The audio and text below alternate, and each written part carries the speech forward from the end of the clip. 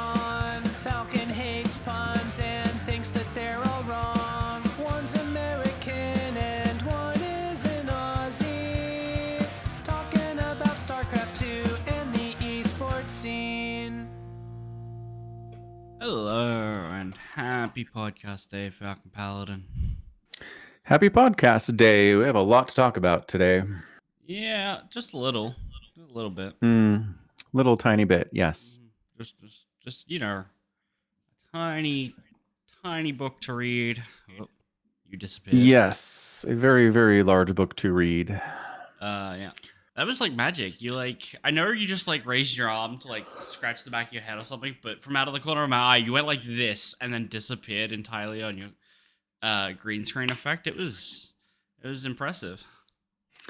Yeah, apparently if I put my hand right in front of the camera while I'm trying to refocus it, I just disappear. Okay. Which is kind of fun. I didn't know that until just now, so... It's very magical. There we go. Yes, just like Magnus. I don't know if it's prophecy or if you're 1,000 Sun. So many possible options here. Yes.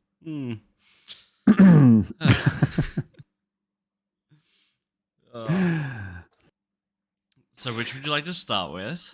I don't know. I was just thinking that, and I'm like, there's so much to talk about and so much good stuff to talk about in both. Yeah. Let's start with Dune because I just got back from watching it. It's fresh in my mind. And I watched it in IMAX today too, so it's also very fresh in my mind. See, I knew you'd seen it twice now, and when I got out of the movie, I said to myself, I wish I could have seen this twice before talking about it. Yeah, that's fair. I did pick up on some stuff in the second viewing for sure. Okay, also because I nearly fell asleep in it. Really? When they were on Getty Prime or whatever it is, and it's all in black and white, and I'm in a dark theater, and it's boring as shit. And I'm like, I don't care about this false guy. He's clearly the Bene Gesserit's like, oh, we have other prospects, and I'm like, I know it's not him. Like, you're not fooling me, but other people maybe. I don't know. And I just was immediately zoned out and nearly fell asleep in that scene. So. Wow. Okay. I mean, I'm going to be honest. When we got to that part of the movie, I was like, not super excited about this next 30 minutes, but there's some good stuff in there. So, yeah. Yeah. Okay. Yeah. So we want to start with Dune. All right. Dune.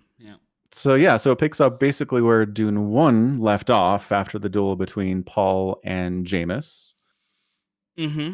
Yes. Yes. And then just basically goes from there. Just, hiding from the Harkonnen, killing the Harkonnen. Mm-hmm. Mm-hmm. The legend of Paul grows all the time. Yeah.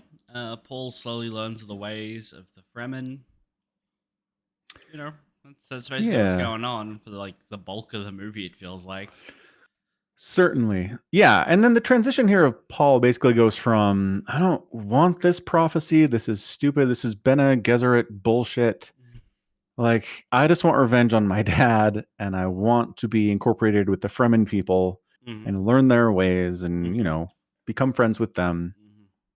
And then over time, he's like, well, having 1 million Fremen fighters would be pretty handy at getting revenge on the Harkonnen and on the Emperor, if we blame him entirely for what happened here. Well, yeah. He's like, I can use this, but it's not. He doesn't really change his mind until he's kind of forced to go south, right? Right. And that's when he's like, okay, I'll drink the water of life, and then at that point, he's a completely different person. He's had his mind opened. Right. And the first time through, I wasn't quite sure what motivated him to do that. But second time through, I really tried to pay attention to those factors. And it basically, to me, it seemed like the first one was that a lot of the Fremen would not leave the North unless he came with them, which means they would die to the Harkonnen.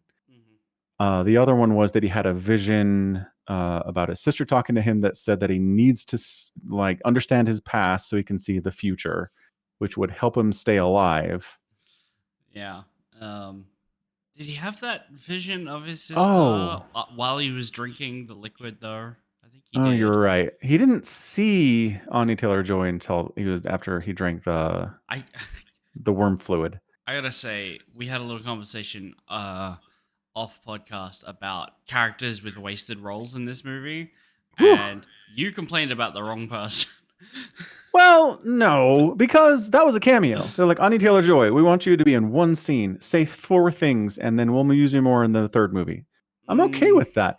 If Florence Pugh was in one scene, I'd be like, whatevs.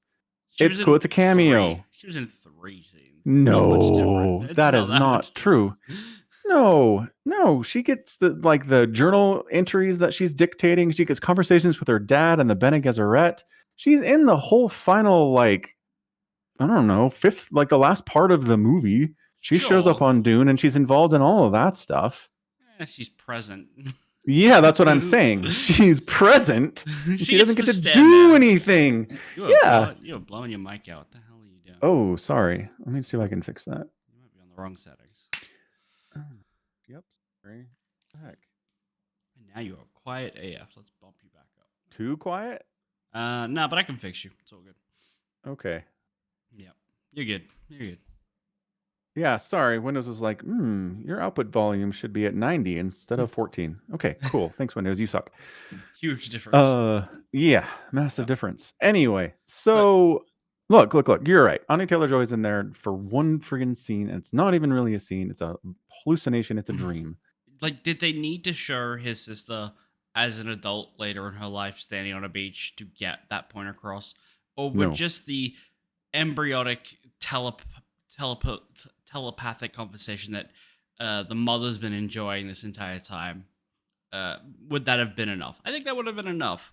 Being like, hey, let's get a full actor in, let's do 6 hours of makeup and costuming, and then get set to look right, film it on location, all this stuff, just to have Anya Taylor-Joy be like, you need to know your past. Yeah. That's what a cameo is, Omicron. They do this in movies sometimes. They do. I feel like cameos aren't characters that are going to be characters later on. Oh. Right? Like, Stan Lee is never getting a cameo in a movie and then becomes a pivotal character in the next one, you know? No. I don't think it disqualifies it, though. I think it's still a cameo. I think cameo just literally means you're in a movie, and it's usually somebody well-known. It's not, you don't get a cameo from an unknown actor, right? It has to be somebody the audience is like, holy shit, it's Bill Murray, right? Like Bill Murray has a cameo in the zombie movie. I know which one you mean. I know. Brain falling apart here. Yeah. With Jesse Eisenberg. Yeah. Double Tap. Christ. Nope. No, I know that's not the name of the movie, but that's just one of his his rules is cardio and double tap. Zombieland. There you go. Yeah, so that's it. So the audience is like, wow, it's Bill Murray. And then he's there for a scene, and then he's gone, and you're like, nice cameo, Bill Murray. That was great. Yeah, but that's specifically, they wanted a celebrity cameo, right? And it needs to be someone that's, well known as a celebrity in Hollywood, right? Yes. Stan Lee is given cameos in Marvel, was in Marvel movies because he wrote Marvel, right? Giving a cameo to someone who is unrelated in any way to the scene that they're in or the role that they play, I don't think that counts as a cameo, because it's a cameo. What was Bill Murray related to in Zombieland? He was a famous actor. He wasn't he was an actor in Hollywood playing himself. That is the difference. He's playing Bill Murray in that scene, right? So you go, okay, we need someone who is famous in the real world, who is recognizably famous in the real world. Anya Taylor-Joy is not a part of Dune. She's not related to Frank Herbert as far as I know, right? Again, not required for a cameo. You're putting all sorts of restrictions on the concept of a cameo, Omicron, that do not that they don't need them. I think they are. All right, Hollywood expert. Fair enough. Okay, I'm sorry. Let's compare credentials. You've watched movies. I've watched movies. Touche. I'm going to do what is a cameo? Just simply a small character part to play in a play or a movie played by a distinguished actor or a celebrity. Boof. a major star appears in a cameo in a movie, right? I don't think Anya Taylor-Joy counts as a major star. Oh, I would not put her on the same level as like a Tom Cruise or a That's Brad a hill Pitt. to die on. Oh, you have to be Brad Pitt, or the cameo doesn't count. Again, weird restrictions you're putting on this dude. I didn't say it had to be Brad Pitt. I said someone who's a Brad Pitt class actor. He like Brad Tom Pitt Cruise and Tom Cruise. Sure. They're both huge stars. Anya Taylor-Joy is not a huge star in my opinion. Wow. All right. I mean, okay. So like if Zendaya had taken that, you'd be like, meh, not a huge star. No, I don't think so. Okay. Interesting. Also, if we're looking at the definition that we've both Googled here, it just has to be a famous person by the looks of it, right? Like someone who is hugely famous. Distinguished actor or celebrity. I don't see anything about huge in there. Well, I think distinguished is the closest to power. Man, but you are just pushing back on everything today. No, all right, go ahead. Distinguished means huge. That's all I'm saying. I don't like Anya Taylor-Joy and Zendaya are both young actors, right? Mm-hmm. Like up and coming, yes. Sure. In 20 years, when they've got a list of credits as long as Brad Pitt, sure, or Meryl Streep. I think that's the name of the woman. Streep. You know, just people who have been around for fucking forever, and everyone can recognize them. That's all. So recognizable by the entire world. Pretty much, right? Like if Beyonce did a cameo, you go, okay, that's Beyonce. I know who that is. I think it would be weird for her to do a cameo in Dune. Right. But that's a different question. Okay, so like Taylor Swift. Sure, yeah. That would count for you. Okay. Mm-hmm. Yeah. But that... Yeah. Anyway, back to the original point. Mm-hmm. Florence Pugh is misused in this movie. I don't think so. Okay, great. Moving on. So what I like about the Dune story a lot is that this whole concept of like the Bene Gesserit seeded this prophecy on many different worlds, hoping to find a leader of men, a leader of soldiers that they could kind of use to rise up and do stuff for them. As far as I can tell, that's their goal. I don't think they're looking to do stuff for him. They're looking to literally usurp the throne, basically, and have him as a puppet. It's hard to tell if they're trying to build someone to be like an ideal person, because like in the first one they talked to Lady Jessica about how they've mixed bloodlines to create the perfect people, right? Like, there's a lot of eugenic-y kind of crap going on. And it's hard to tell if they're trying to make someone who is perfect for leadership or just someone who they can absolutely dominate rather than have to like twist from the shadows like they are at the moment. Yeah, I guess. It's just it's a weird plan to me because they already have all the power they want. That's part of it.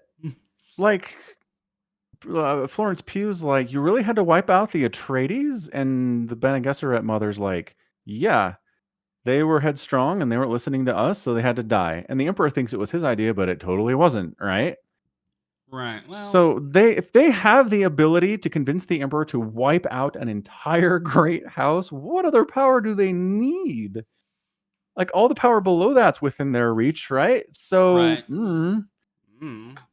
and at this point, Paul's not going to be any more compliant to what they want than the Emperor is. That's for sure. Yeah. I don't think Paul's going to be like, oh yeah, the Bene Gesserit, my best friends. I love you guys. What do you want to happen in the galaxy, right? Well, he probably just installs his mother as like the head honcho and is like, right, sweet, now I control you as well. Right, and that's all Jessica wants is for Paul to be in charge. And once that happens, I don't know what she does. Like, what does she want from that point? I don't know what her motivations are beyond that. Absolutely no idea. Yeah. So that's just the interesting thing about Dune. I mean, the motivations of the Bene Gesserit, but also this concept that you can artificially seed in prophecy to a people if you do it long enough and you come in early enough. If you let generations and generations pass with this prophecy that people recite and tell to each other, and it becomes real, and then you can hijack it to do this thing you want to do. I mean, that's bonkers to me. That is just a concept that it's such an interesting concept for Herbert to come up with in like 1962. Yeah, for sure. That's all.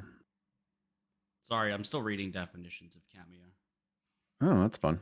We've moved on. No, I'm sorry. I just found a bit that like cameo roles are small roles, but are distinctly different from other minor roles in movies. Yeah. Yeah. And there needs to be something that's distinct about that role. And the example they give is actors from original movies appearing in remakes. Right? I don't think that's a fun one. was in the original Dune. Dune 1. Nope. No, not the Dune, like the 1984 Dune. Yeah. Yeah, because she wasn't alive. Probably not. No, but she wasn't. Okay. Yeah. So there is going to be a third part, right? Not officially, but I think this will make enough money that Warner Brothers will be like, yeah, okay, let's go. Really? Or so whoever it was owns going it. to just be a duology? It was going to be one. No. They said, we'll give you the money to do one, Denis Villeneuve. And he's like, okay. And then he wrote it and filmed it in a way that it's like, there's more stuff here. And then it made $600 million during COVID. And they're like, okay, fine, we'll fund part 2. But it wasn't official. They put out a tweet that was like, we're going to do part 2 now. And everyone was like, hooray. Okay. So this is the same thing. I don't think they're funding part 3 until this makes $800 million. And then once it does, they'll tweet out, okay, fine, we'll make a part 3, I guess. Yeah, I guess maybe. But like, I don't know. You can't finish the rest of the books in a third part, right? No, but what I think they're planning on doing, because, I mean, skipping to the end here, because whatever. Yeah. Oh my gosh. Why do I always forget her name? Zendaya's character. Chani, thank you. Man. So in the books, Chani's like, oh, okay, Paul, so you're marrying the princess to continue some kind of stability for the galaxy, and I'll be your concubine. And then she kind of disappears for the rest of the story. She's just like around and she doesn't do anything, and her character just kind of sucks. And what?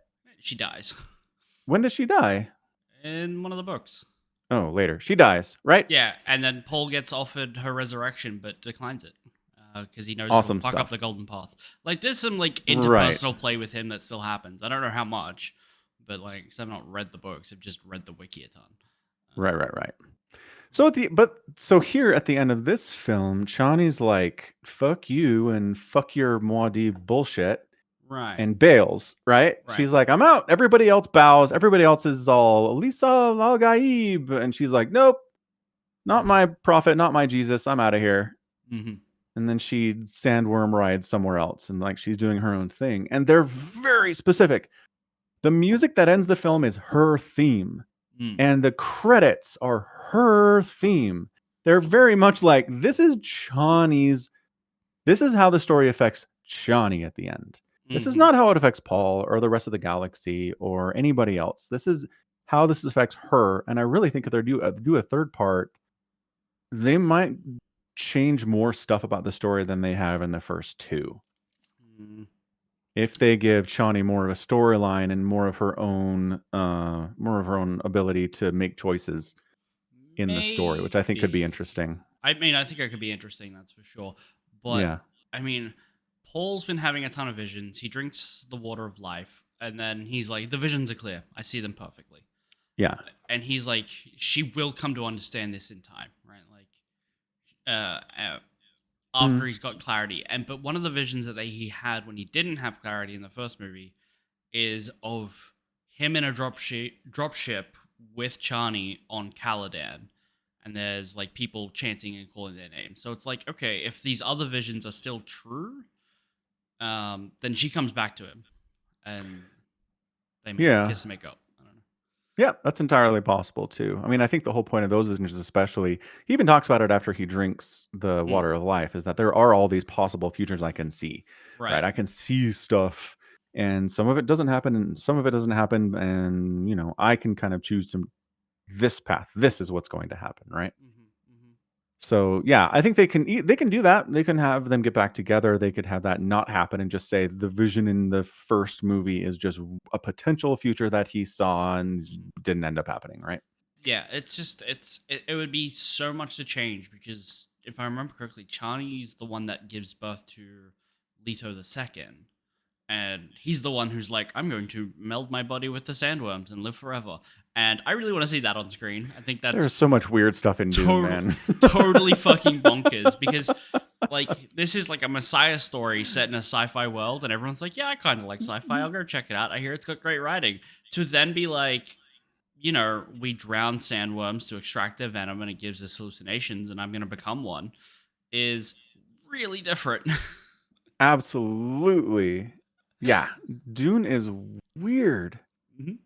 And the deeper you get into it, the weirder it is. This whole story of Paul rising to be conqueror of the galaxy is like as normal as it gets, really. Yeah. And then from there, it gets totally messed up. So, that's what I'm wondering is if they're just like, okay, for the third one, we're just going to kind of lean away from the super weird stuff that Herbert did and maybe try to make the story a little bit more more digestible to a general audience than what the actual story is. Try to wrap it up in a third part and then be like, and there, other stuff happens, but we're really going to end it here, I don't know. Yeah. I mean, they've so far, like, the weirdest thing that they've kind of got is like the fetus talking to Lady Jessica, right? Like 100%. Like, oh, I guess she's a believer and has an opinion and is maybe talking backwards in time. Yeah. And I think in the book she gets born, and as like an infant, she like acts like an adult, which is really an weird. extra weird way to take it. Yeah. Yeah. So even this talking fetus is odd, but they shaved off some of the weirdness for us, even in just a little bit in that way. Yeah. The scenes where Jessica's walking around talking to her baby, and all the people are like, you are a creepy lady. Just looking at her like she, like she's scary, because she is scary. And she knows she's scary. She has that conversation where she's like, we need to make sure that everybody believes in the prophecy and believes that Paul is the Lisan al-Gaib. And we got to start on the ones that are afraid of us. And it's like, oh, okay. That's it's a little dark, but all right, I guess. Yeah. I've seen a lot of people talking about how they weren't ready for the protagonists are not good guys in the movie. Like, correct. At the end of the movie is two people seizing an empire and starting a holy war over a prophecy, basically. Like, based on a prophecy that they know. Like, what makes a prophecy legitimate? Because, like, the Bene Gesserit seeded this everywhere, but does that make it a wrong prophecy? Because all the people on Dune huff spice and still see visions, and they're like, it's written, How? Right, and Paul does the stuff they're expecting the Lisan al-Gaib to do. He rides a sandworm, and he's an outsider, right? Even in the first movie, he knows how to put on a still suit before anyone teaches him how to put on a still suit. Well, yeah, because I rewatched the first one the other day in prep, and I thought it was pretty funny when they're all like, oh, and he will know your ways as if he was born to them. And I'm like, okay, so he read a book. He very explicitly was like reading books on still suits and like sand mouses and stuff. And apparently those are signs for holy prophecies. Yeah, okay. It felt a little funny that everyone's like, oh my God, he can put on a still suit properly. And it's like, he read a book. Right.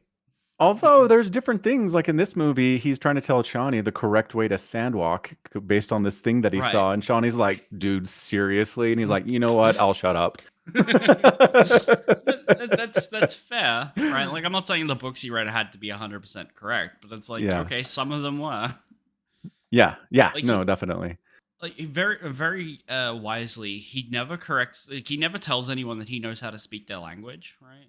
He just like, well, if I don't tell them, they'll talk around me and I'll overhear them. And he eventually lets on that he does know how to speak their language. But he knew how to speak it in the first movie before he ever went to Arrakis. Like, he tells his dad that. That's why he wants to go with Duncan Idaho, who also, weirdly, in, like, future parts, gets resurrected, like, several dozen times over thousands of years. Let's throw that in there, too. Future, I don't think we need to do all of Dune. No, all of Dune. But what's also interesting too is that if he doesn't have his ability to see the future, none of this really works. Right. What really solidifies the people's belief that he is their messiah is when he starts like seeing people's pasts and their dreams and stuff. And they're like, this guy's got magic powers. It's him.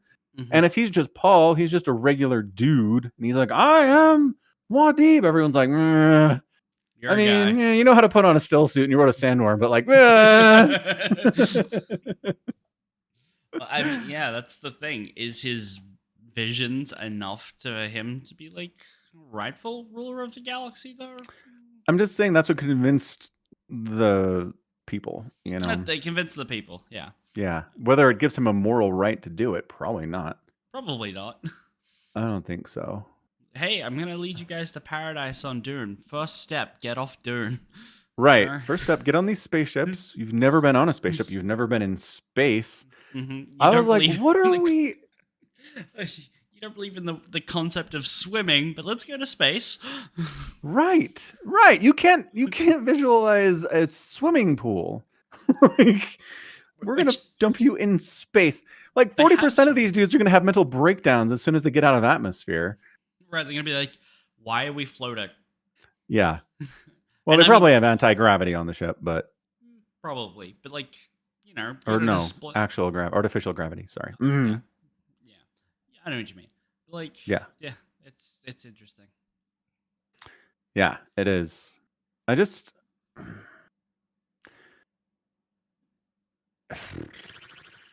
just weird because he wants revenge on the Harkonnens and on the Emperor for the death of his father and the whole Atreides Empire. Mm-hmm. He accomplishes that, but the thing is, to accomplish that, you basically have to overthrow the Empire. And then what do? Are you supposed to walk away? Like, he's reached his goal, but you can't just be like, all right, I'm going to go back to living in the desert. You guys, great houses, figure it out who the new emperor is, and I promise I won't try to overthrow you later. You know? So he could have totally done...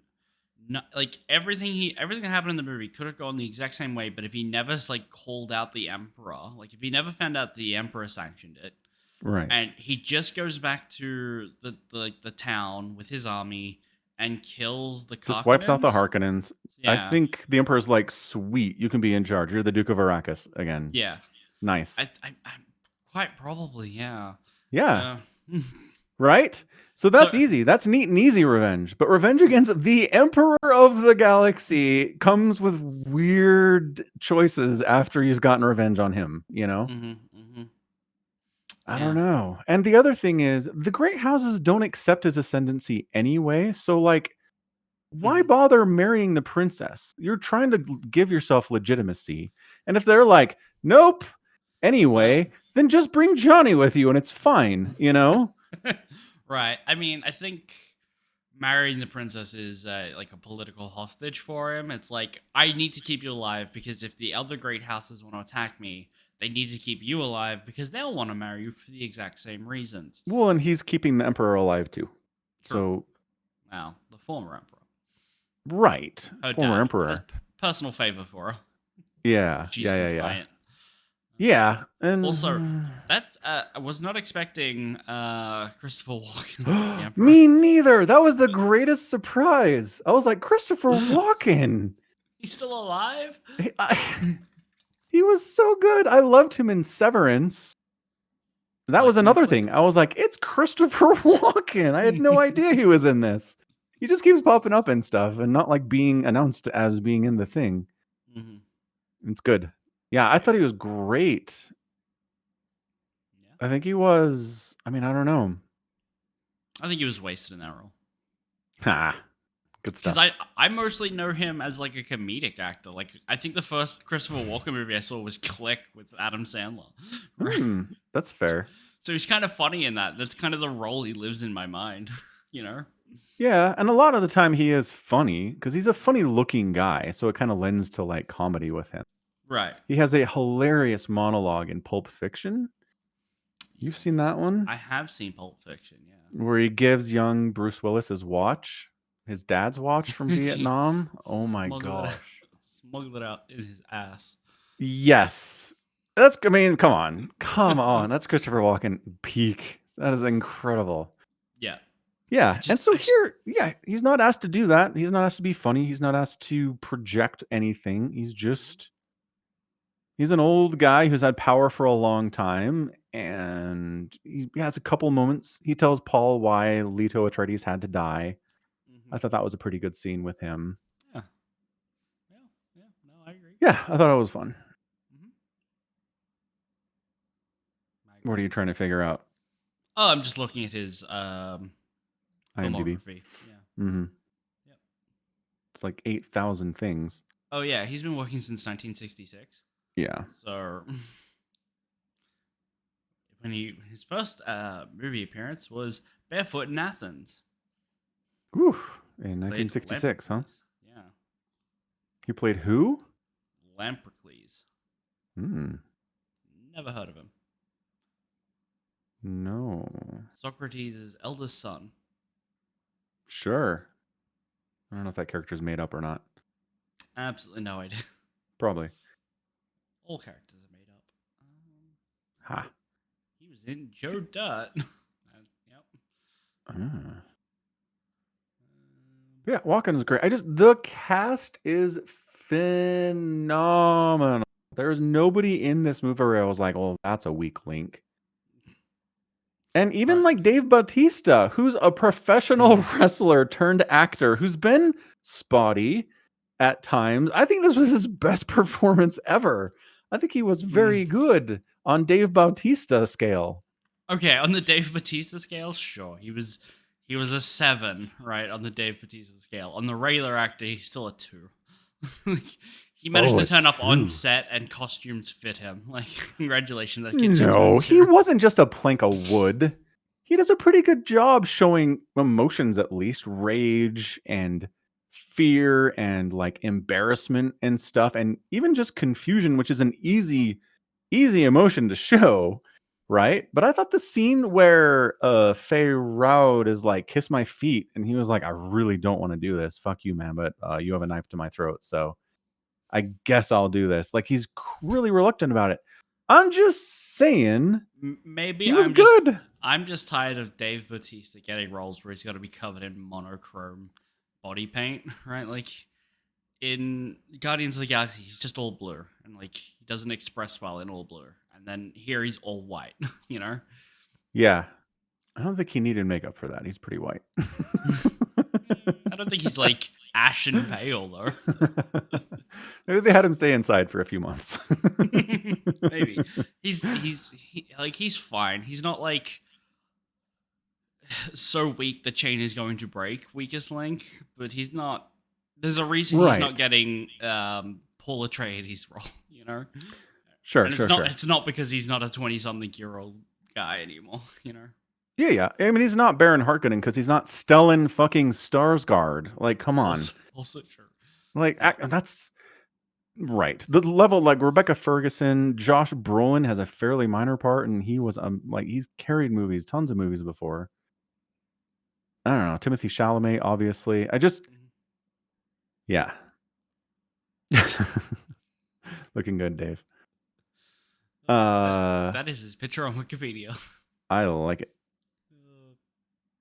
Nice chest tattoo. All right. Yeah, but just down the list, everybody in there. Javier Bardem is killing it. Did not know that was Javier Bardem. Me neither. In the first one. He is a man who will disappear into roles, sir. And I don't know. Some people have complained about what they did with Stilgar in this movie compared to the Dune Part 1, where he's much just kind of more comedic relief in this Dune Part 2. Like a lot of the time he's funny. A lot of the time he's this, wide-eyed believer. He's the one confirming that anything Paul does is according to the prophecy, Yeah. When he offers to let Paul kill him because he's like, I'm injured and I'm weak. I'll never find a better time. He's so great. And yeah, he's his hype man the whole time. He's the first guy after Paul wins the fight with Faye Raud, who's like, Lisa Al Gaib, and everyone's like, yeah. He's the first guy to start the chant every step of the way. He really is. Yeah, he is the cheerleader for sure. Yeah. Oh, incredible. Anyway.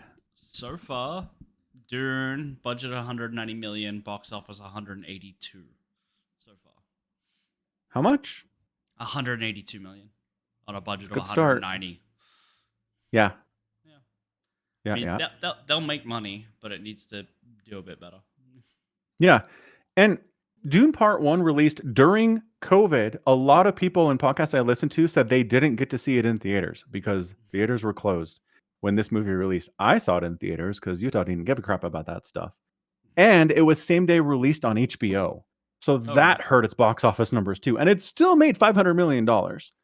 So I think not released on a streaming service and released at a time when movie theaters exist is really going to help probably get it. You know, I anticipate at least 800 mil. I don't know if I see a billion, but I also wouldn't be shocked by it. Interesting. I mean, that's endgame level stuff. It is. I think it'll get to like 500 and cap there. If it I'll be happy if it gets there, because I was looking at tickets and all of the sessions here, not packed out. Like there was 6 people in my theater on a Tuesday. Yeah, at 10 a.m. on a Tuesday. You're right. Sure. Sure. But also all day yesterday, I was looking at things. Sunday wasn't a whole ton of people going on Sunday either. Yeah, I mean, right. I definitely looking at weekends, I think, is a better way to tell what's going on with it. Okay. Yeah, we'll see. Yeah. I mean, if it makes less than part 1, I will be shocked. I think the buzz around this movie is a lot stronger than part 1. It's got more spectacle to it, like more fighting, more explosions, more sandworm riding than Dune Part 1 had. Sure. So if you're just trying to get the crowd who's like, I'm just here for spectacle, I think it nails that. Yeah, probably. But it's also got a lot of like baggage where it's like there's a lot that's still like riding on knowing the events of the first one and understanding them. Yeah. And then, like they have exposition and backfill and all that stuff. Like, you know that Paul's dad's dead, right? And that the Harkonnens did it. The Emperor was complicit. Yeah, but they give you that in this movie. If you didn't know Paul's dad, okay, your point. That's your point. Okay, like they give you that. Yeah, but like, I don't know. I think people will see the second one and go, "Oh, I want to watch that. I will watch the first one," and then do what I did and watch them basically back to back and be like, I'm getting a lot of the same information I already know. Like, you're really just kind of like laying it on a little thick for me. I feel like it could have been a little less. I feel like this movie could be maybe 20 minutes shorter. It's a long one. That's certainly the case. Yeah. Like I said, I got into my theater at 10 a.m. and I got home at 1:30 p.m. Yeah. And I live 2-minute drive from the theater. Yeah, my IMAX showing started at 2 p.m. and you get out at 5. So yes. Legit. I mean, it's 20 minutes of trailers in there, but still, it's a long one. Yeah. And like, if there was ever a time in which I cussed the shrinkflation on the popcorn, it's this movie. Oh, really? Because they used to have Hoyts used to have like big buckets for the large. Yeah. And now it's like a little box. And I'm like, it's a box. It's not even a bucket. No, it's a box, right? It's like a full. I would have demanded my money back. Screw you guys. Bring back the bucket. $20 for a large drink and popcorn. Ugh. Yeah. This is probably comparable. Like a large drink, popcorn, and like a box of candy is like $20 here. You get a box of candy? I didn't even get. Yeah, but we already established this. The exchange rate is all messed up over there. Sure. Yeah.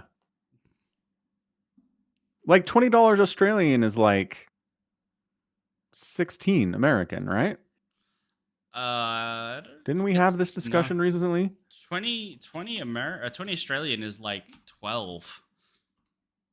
12 13. American. 13. Yeah, that's what I'm saying. That's my point. So you're paying $7 for a box of candy? That'd be good damn candy.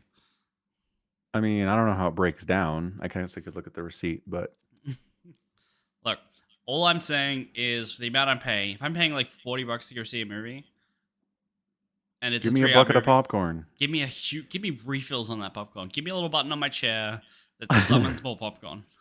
Also, it's popcorn. It's like 4 cents an ounce. Give the people popcorn. Corn is the one thing we're mass producing that we can't like do anything with other than give cows holes in their stomach and ruin our beef, right? And just turn it into popcorn. We can use it to run cars sometimes. Well, sort of, yeah. Sort of. Yeah. But seriously, give it to just pop. Yeah, it's ridiculous. Like, it's one thing to overcharge for popcorn. It's another thing to not give you enough popcorn as they're overcharging you. Right. Yeah. But just put a little sign up on, like, when they go to Getty Prime being like, this is a good point to go and buy more popcorn. Because I'll do that. I'll go pay twice if that's what I have to do. But I didn't know when it was a good time to get up. Right. That's fair. Also, I wasn't going to leave my half-empty drink in my chair and be like, all the other people, all of the 6 other people intently watching this movie and going, whenever something mildly dangerous happens. It was a great crowd to be with in that film. Definitely. I did like the Leia Sadu character, the Bene Gesserit who gets to, what's his face, the Harkonnen champion. Oh yeah, she gets to like use the voice on him and bang him and be like, "Yes, I have a child," which is interesting. Because I guess that's them still like carrying forward other prospects. Because like, if I remember correctly, that like the Bene Gesserit chastised Lady Jessica that you should have had a daughter. Yes. The chosen one's not meant to be born until next generation, right? Like you've born him a generation early, and sure enough, Leader 2, Paul's kid, ends up being the God Emperor, right? Mm-hmm. And so I guess they're just getting the next generation for the Harkonnen line as well. It's just plans within plans. Like she says, they're just, they don't bet all their money on one horse. They put all their money on a bunch of different horses. Yeah. Yeah. And it's at the end. The Jessica telepathically is like, you chose the wrong side. And she's like, are you stupid? We don't have sides. Like, that's the whole point. Have you been listening to us at all? But Jessica's so invested in Paul because he's her daughter, son. Like, yeah, it makes sense that Jessica's way into this, like Paul being the one. I mean, there are probably been other members of the Bene Gesserit who have favorites that they've been really invested in. But yeah, generally, the general policy is don't get invested in anybody because who knows? Who knows what's going to happen? Like, Paul could have lost that fight with Faid. Like, he totally could have lost that knife fight. And then Paul's out. Now Faid's maybe the front runner, you know? Right, but I don't think all the people on Arrakis are just like, oh, he killed our Messiah. He must be the new Messiah. No, it would be a different path. He wouldn't be able to. No, he wouldn't be able to take the Arrakis people. Also, one of the things that I did not pick up on in the first movie, or my rewatch of it, was that Paul being able to use the voice was like a forbidden technique that he'd been taught, right? Right. Jessica's like, I'm going to give my son a superpower he's not supposed to have. Right. Which I feel like that would be very useful in a lot of situations, and he just doesn't use it. Like, nobody uses it. This time where they're fighting Harkonnens, and they're just like, you could just shout at this guy to stop, and he would, right? Ooh, that's a good point. We never see it used on Harkonnen. No, we do see it used on Harkonnens because Faid totally gets it used on him. And good point. When they're like being dumped in the desert in the first movie, he uses it on them and then gets them to ungag his mother. And like, I totally missed it, but that's why they only gagged her and not him, because they didn't think he could use it. Yeah. Right. Oh yeah, I forgot about that scene. Good call. Yeah, you're right. That'd be super handy in battle. Also, I have questions about battle techniques when you're taking down spice harvesters. Because for some reason we needed a bunch of dudes on the ground to pop up out of the sand, murder all the Harkonnen walking around, shoot down the ornithopters, and then the guys on the hills can shoot their lasers and blow the thing up. Like, why not do that first? Probably because the ornithopter would then go, that's where they are, and then fly over and just bomb them. Yeah, I mean, yeah. Also, I feel like there's a lot of like conflict in this story where it's like, if there were just more guns, this would go so differently. Like, Why is so many of these fights and like battles all knife related? Because personal shields. The shields, they stop bullets. Fast things get stopped by them. Right. But up close and personal knife stuff, if you do it right, doesn't. Sure, but there's a lot of stuff when they're on the sand, and they're like, we can't use shields on the sand because it attracts the worms. That's true. So it's like, I mean, the Harkonnens are using guns a whole bunch on the sands. Some of them. There's a lot of them still like, let's draw knives. Yeah, and that scene where that opening scene where they got the Harkonnens on top of the rock and then sniped them off. Right. They were using guns there. They were. Why weren't they using those? Like that didn't look like. I didn't see lasers in that scene, so it looked like they were using just like sniper rifles. Where did the sniper rifles go for the rest of the movie? Yeah, projectile weapons. Like it totally makes a hole in that guy's helmet. Like yeah, literally don't show it at all for the rest of the movie. There, it's like right. Because it's more cool cinematically for people to run at each other and get close quarters and go rah, than people standing 5 miles apart snipering at each other. It's just visual stuff, I'm sure.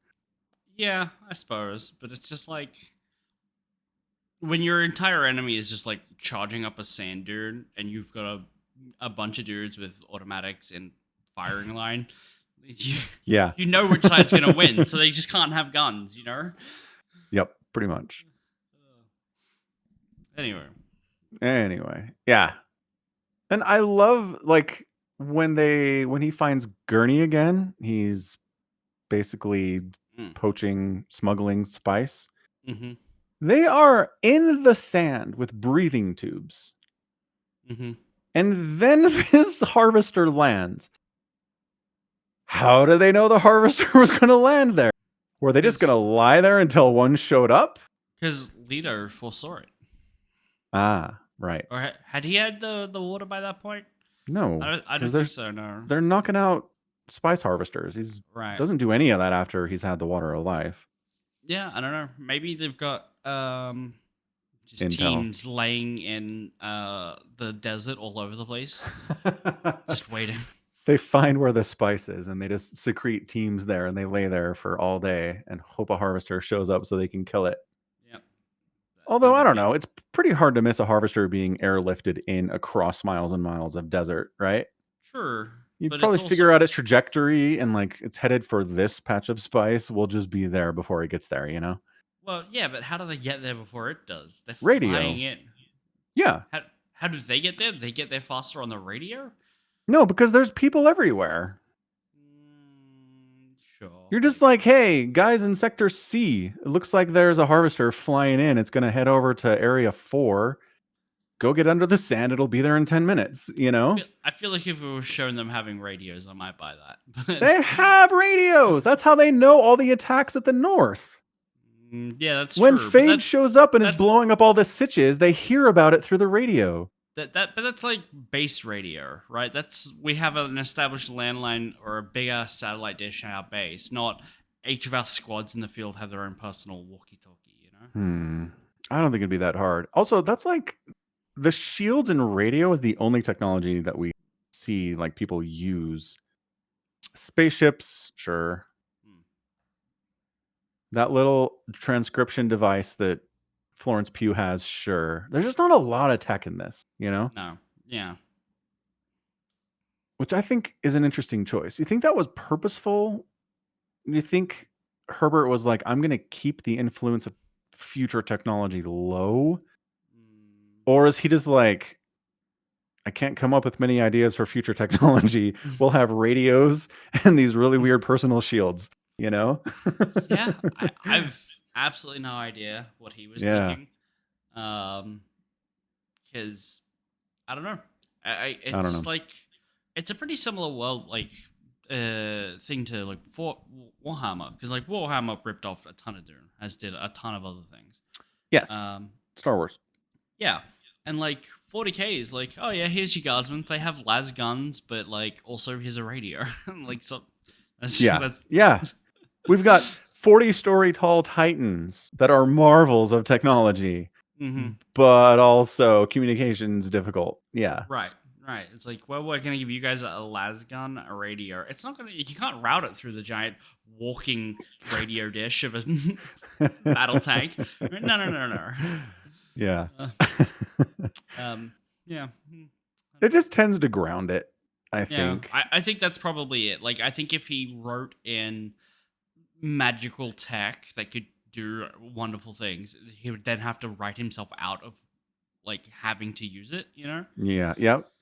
That's probably why. It's like Harry Potter and the magic system is like you introduce incredible magic like the time turners, and then be like, oh wait, this causes a lot of problems for me, and then you destroy them all in the next book. Right. Yeah. Herbert was just like, I'm just not going to bother with the time turners. Smart. Yeah. Anyway, yeah, the cast overall killed it. The score, man, Hans Zimmer. He's just incredible. I don't know how he does it. There's just a scene where Paul's walking up to the place with the waters of life. That's it. He's just walking across the sand towards this wall of rock with a door in it, and Zimmer's just going nuts with the score. You're like, oh, this feels epic because Hans Zimmer's going nuts with the score. And I'm not going to say he never shuts up, but he rarely just kind of lets it be silent, which I don't know. I think it works. Yeah, like the absence of anything else can really play a big part in what you're actually listening to. Like, you notice when it stops, and then you notice when it kicks back in as well. Right. Hans Zimmer is very good at his job. Yeah, definitely. He's definitely very, very skilled. Yeah, so overall, 2 thumbs up for Dune. I think seeing it again was great. Yep. I agree. 2 thumbs up. I hope there's a third one because I want to see all the weird shit. Yeah, and what weird shit they don't do because I don't think they're doing all the weird shit. Yeah. Pretty sure. Yeah, it makes sense to end it here because this is a demarcation line of, there's some weird stuff up till this point in the story, but it really goes off the rails after Paul becomes the emperor. Well, there's a lot of reasons to end it, like, right? But also just like, why give Anya Taylor-Joy a role, Why does she as a baby need to be talking to her mother from the womb when you could have just made the elixir of life or whatever, the water of life, just more spice magic? Because like Paul's having visions just the first time he huffs spice like out in the desert, right? Like yeah. So just make it more general visions, right? That they get. That Jessica gets, and then later Paul does. Right? Like, this doesn't need to be a person. Right. Definitely not. I mean, it's closer and probably more accurate to the books, but like, if you're not continuing it, then it's just really like weird for no reason. Yeah. And sure, Dune is weird, and I want to see the next bit of Dune because I want it to be weird. But if you're not doing more, it might make it a more palatable film for some people because it is fucking weird. I lost you there because it is what? Because it is weird. Right? Yes. Yeah. I think I was in a movie theater with 5 people who were all above 70, and I think like some of them were having a rough time being like, is she talking to her? Like, who is she talking to? Yeah. No, absolutely. That's probably the weirdest thing in the whole movie. Yeah. Like the concept of future visions is like, no, I've seen that before. But like talking to your unborn kid is like, what? How? Who? Huh? Talking to the grown-up version of your unborn sister who needs to tell you about your bloodline in the past. Yeah. It's a complex, convoluted way to do it, It certainly is. Yeah. Anyway, Dune, it's great. It's great. People should see it. Yeah. Yeah. I'm glad that Duddle saw it. Yeah. He overhyped it a little. He did. Describing it as like on par with Lord of the Rings is, I think, not fair to it. That's a lot. That's a lot to live up to, certainly. Yeah. If Villeneuve nails the landing and the third movie's like, holy crap, he stuck the landing. That was amazing. And it's better than what the books did. Mm-hmm. Then maybe we can talk Lord of the Rings. I feel like that they approach grand stories in such totally different ways. Like Paul and Jessica split up and go to two different sides of a planet, right? Mm-hmm. You would then get told what like the quote unquote villains are doing, but that's it. Like the movie doesn't like jump around between a whole bunch of different people. And like Lord of the Rings, you've got Frodo and Sam over here. You've got Aragorn, Legolas, and Gimli over here. Gandalf's like trying to do his own thing at times, right? Like you're drawing in this like massive story with all these very important characters from all over the place. Like an Infinity War in Endgame. Kind of, yeah. And there's just a lot less plate spinning in this. Totally. And like it's still really good, but it's a lot more. It's just throwing a lot at you for a couple of characters, you know. Yeah, I mean the points of view we get. Well, I don't know. We get an emperor and princess point of view, Harkonnen point of view, Jessica point of view, Paul point of view. That's pretty much it, I think. Sure, but you could cut the emperors out. I think. Yeah. Because like he's not in the first movie at all. He's just like talked about, and I thought that was a really neat choice, just to be like, yeah, there's an emperor out there doing stuff. And like kind of reminds you of the Warhammer.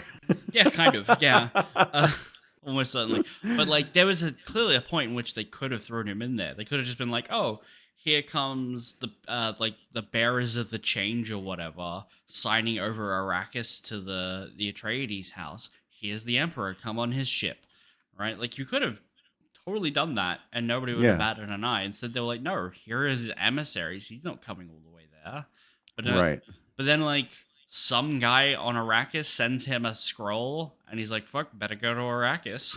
No, it's not some guy. It's some guy who has the House Atreides royal signet, which freaks him the hell out, right? Yeah, yes, there is more to it. Yeah. But it's, I don't know, anyone could have a ring. That doesn't make him legitimate.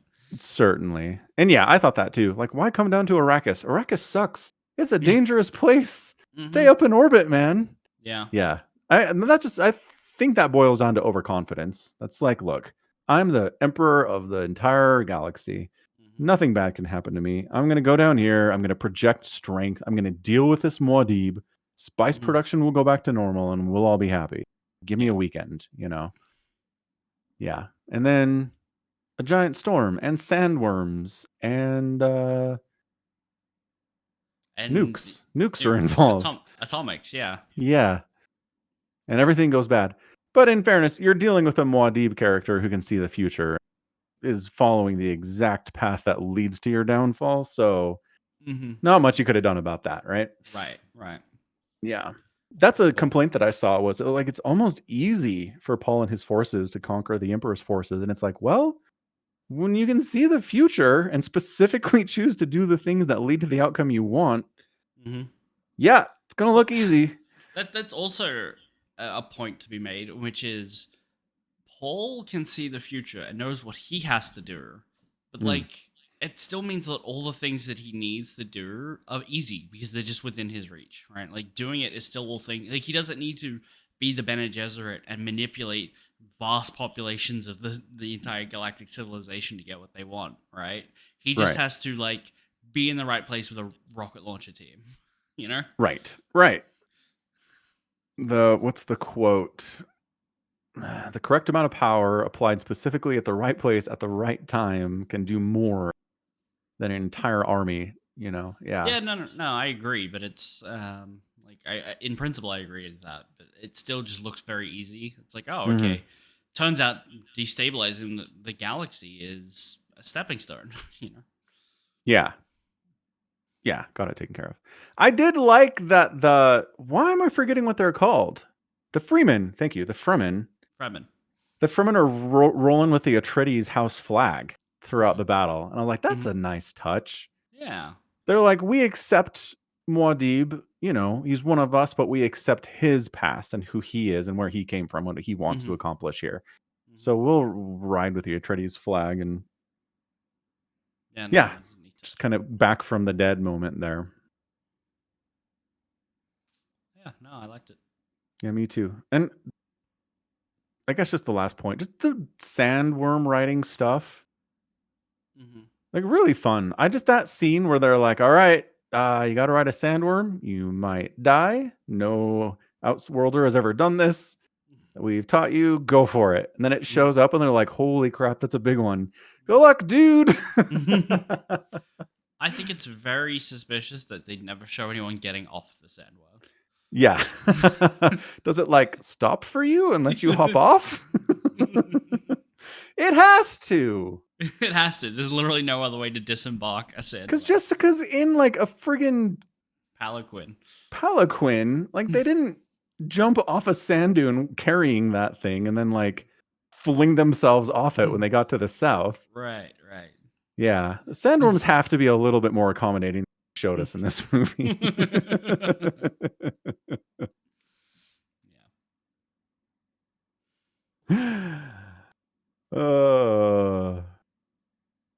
Good stuff. Good stuff for sure. Yeah. All right. So I think that's it for Dune then. That is it for Dune. On to Warhammer? On to the Warhammer. Where more bad things happen to people. Very, very bad things. Did anything bad happen to anyone? And what are you talking about? Did anything wait. Really all that bad? In Thousand Suns? That's what we read, isn't it? Yes. Thousand Suns? By Graham McNeill? I'm just setting up the title of the book. Christ. So I know. The answer is yes. Absolutely. Thousand Suns has many, many bad things happening to many, many bad people of all varieties and kinds. Holy smokes. Don't be a thrall in the Warhammer universe. Try your hardest to avoid being a thrall. Don't be born on Prospero. Don't have psychic abilities. Don't show up to the Thousand Suns. Correct. Or the Emperor. The Emperor will fuck you up if you have psychic ability too. Yeah, well, it depends on which branch of the Imperium you want to work in, or want to be indentured to. That's fair. Okay, so we're kind of jumping to a bit, but there's a thing that happened in the book called the Council of Nicaea. Right? Yes, which is the Council of Nicaea, right? Yes. I'm sure you totally got that reference immediately. Yep. I did not. Fair. I was a history minor, so yes. Yeah. I did history in high school, and that was it. But they're basically having this big old debate about whether or not specifically psychics should be allowed in the legions. Right. And the closing final points on that is that the Emperor's going to be a giant fucking hypocrite about this because the Imperium runs on psychics. It literally couldn't function without them. They wouldn't be able to send emails to each other. They wouldn't be able to plot their way because they don't have spice. They couldn't travel. There's no interstellar travel. Right. It's so much is dependent on psychics. And then but not in the legions. Yeah. And it's what? And we understand how bad the powers of the warp are and chaos. And delving too deeply into that stuff leads to bad things, as this book very explicitly shows us. But I don't know. It's just the Emperor can't manage to lay down some hard rules about it without just saying, I can do it and we can use it for space travel and the legions can't touch it. Right? Right. Well, yeah. I mean, okay, so I'm going to play Emperor's advocate for a second here and say that the Scholastica Psychana, which is the school that trains astropaths form choirs and they work in concert to do nunomancy, which is reading of dreams, and that is how they send messages through the warp. They have a little guidebook that says basically hey, if you want to represent the Emperor, here's the symbol for him, and you try and transmit that symbol, and other people recognize that symbol and go, okay, this is about the Emperor, blah blah blah, and that's how you kind of send a message. The Emperor probably thinks that things like the astropathic choirs have such rigid ways in which they interact with the warp. Like they're all watched and monitored and routinely ritualized so that they know what they're doing every time. Whereas combat Astartes are kind of just out in desperate situations fucking around with the warp. Right. You know? And so there's kind of a good reason to be like, look, just don't have psychers on the front line. Just don't do that. Like, and they've got motivations to use the warp in ways that they know are dangerous in order to accomplish things. Right. Right. Yeah. So yeah. I kind of get why it's like a bit hypocritical, but also like there are a couple of Primarchs that stand with Magnus here, and one of them is Jagatai Khan and Sanguinius, right? Those two who it's kind of a thing that I don't think is really talked about in the book, but Magnus is like, let's expand the librarian project. Let's keep pushing. And the other two are like, no, let's slow restraint. Let's do it like in standardized ways. Let's formalize what a librarian should and can be able to do. Let's do more science. Yeah. Well, I mean, that's the thing, because the Thousand Sons are kind of doing scholarly research on the warp. I don't know if it's strictly science, but they kind of know what 1 and 1 + 2 makes in warp magic, right? Yeah, but they're less concerned about rigorous standards in their research, right?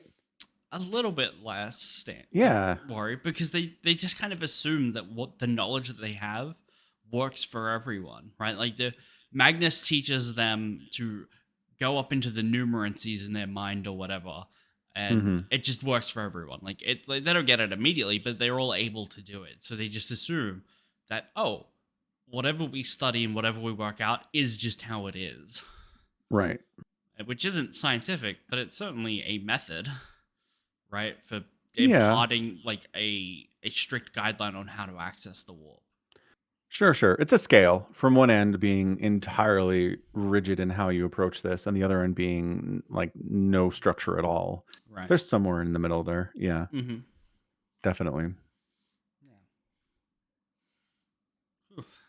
Yeah. So I mean, it just goes. It's bad all the way down, man. Yeah.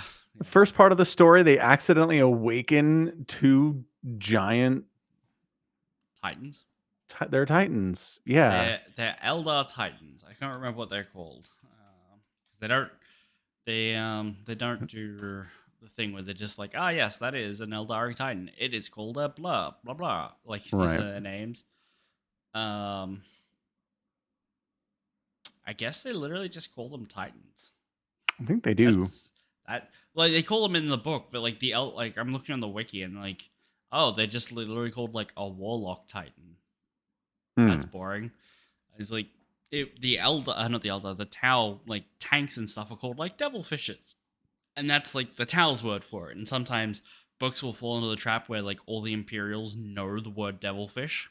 Right. It's like, okay, but like, what if they've never seen it before? And there are some books that are like that. They're just like, oh man, that weird flying tank thing that the Tau have over there.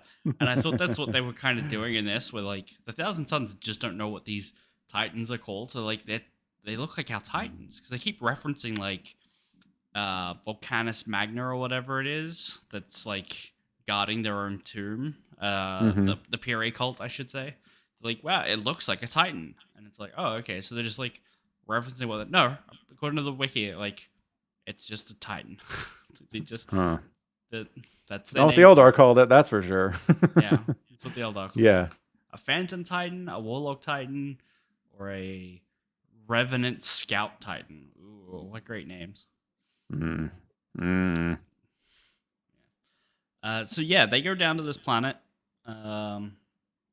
Agoru. They find something buried beneath it. It's like wanting to eat the souls of the dead. Beneath a mountain, yeah. Beneath a mountain. It's being guarded by some Eldari Titans, and they fuck around where they shouldn't. And then they found out that was a really stupid idea. Yeah. I thought it was interesting, too, that it wasn't like scientific curiosity that awoke the Titans. Like, one of the Astartes just gets, like, real mad and punches it. And I was like, what is this? What are you doing? I could not understand what was happening there. So, I mean, despite being like scholarly legions, they're still Astartes, so they still just get mad when they're told like nothing can damage this giant monument. Absolutely nothing. Like fucking challenge accepted. So their manhood is challenged. Right. Okay, fair enough.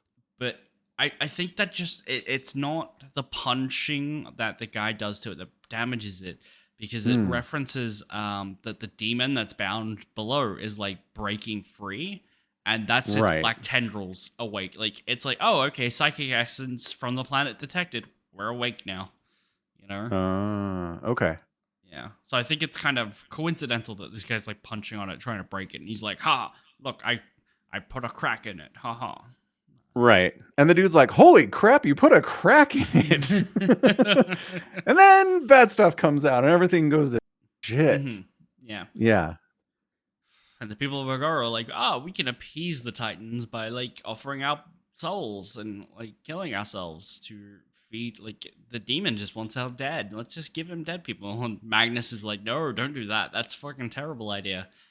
Yeah. And they're like, "That's what we've been doing for generations. Sorry, dude." Mm-hmm. Yeah. So they do. Makes it worse. Makes it worse. But Magnus is like totally right.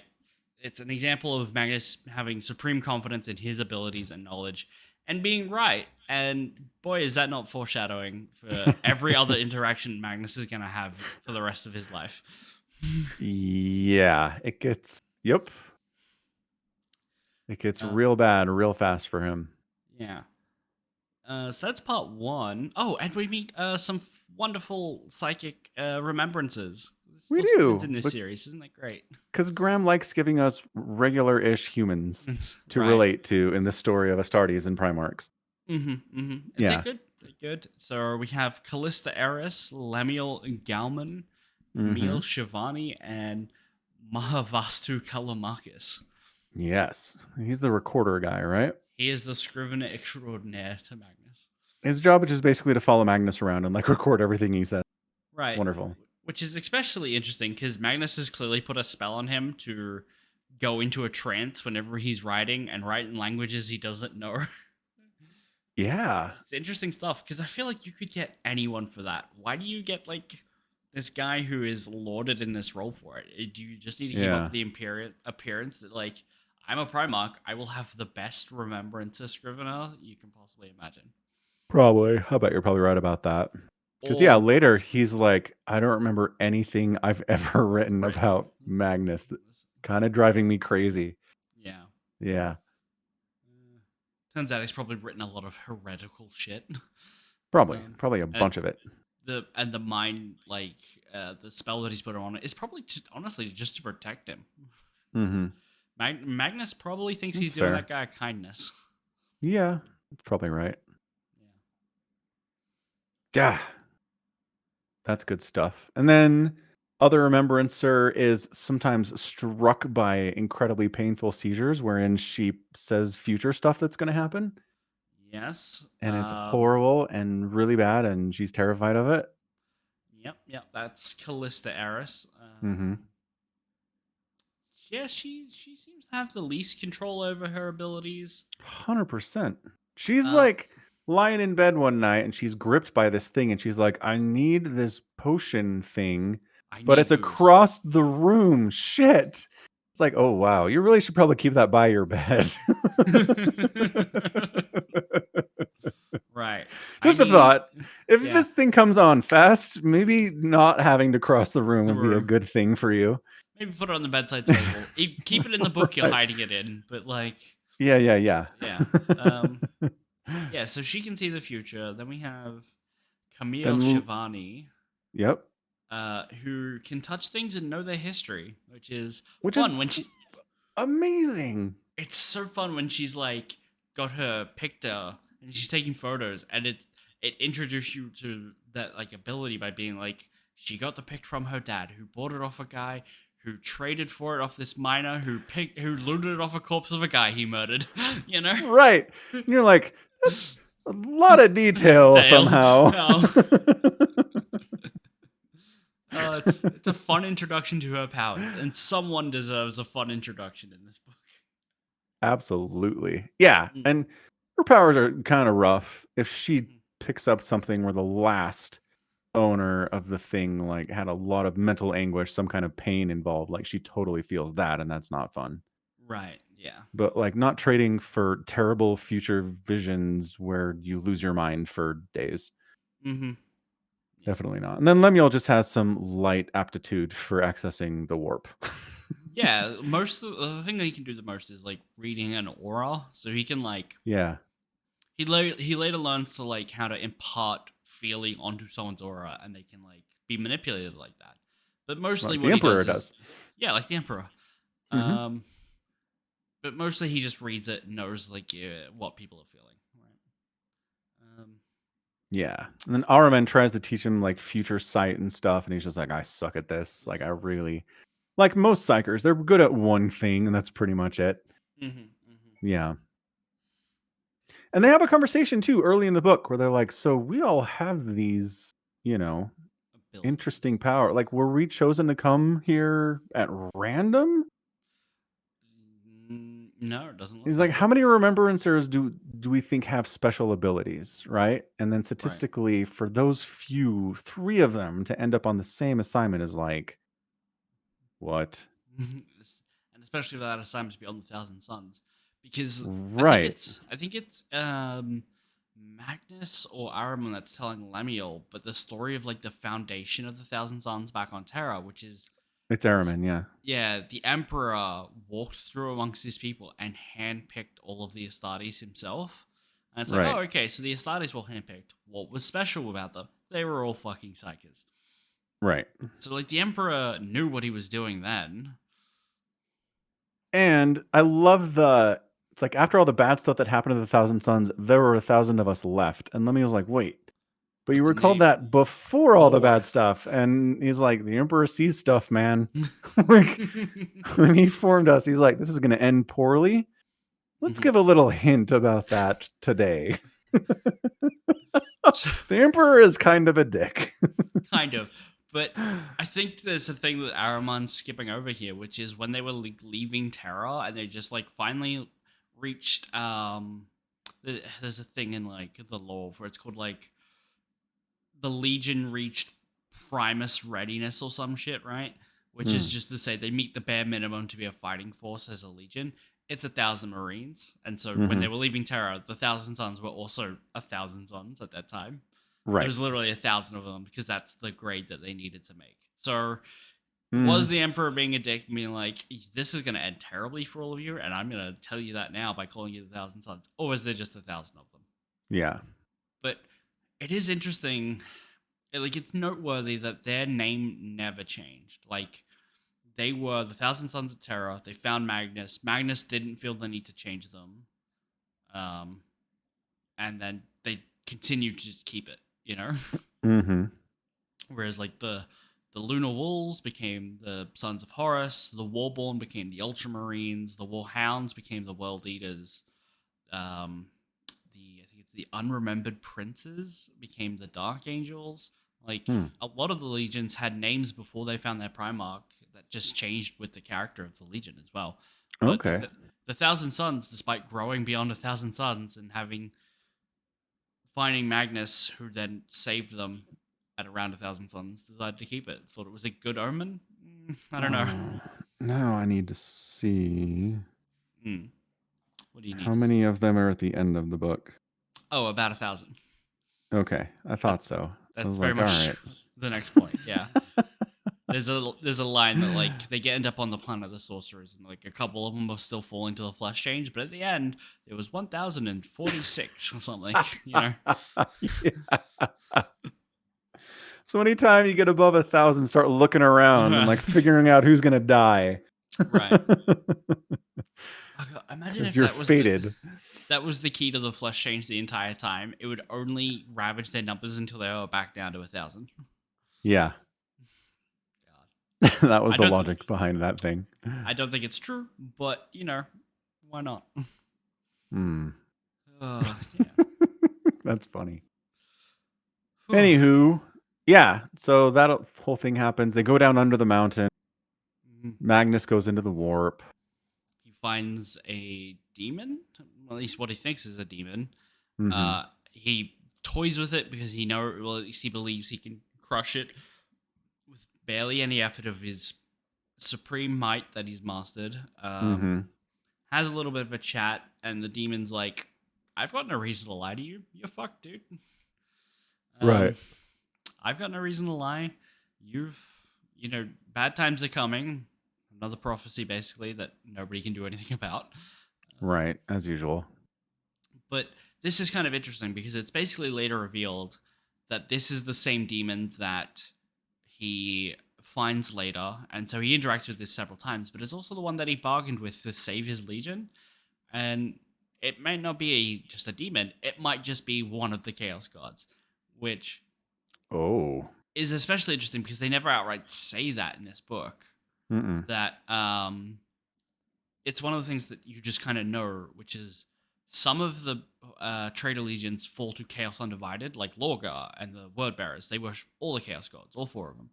But Nurgle, he's got the Death Guard. They just worship Nurgle, right? That's right.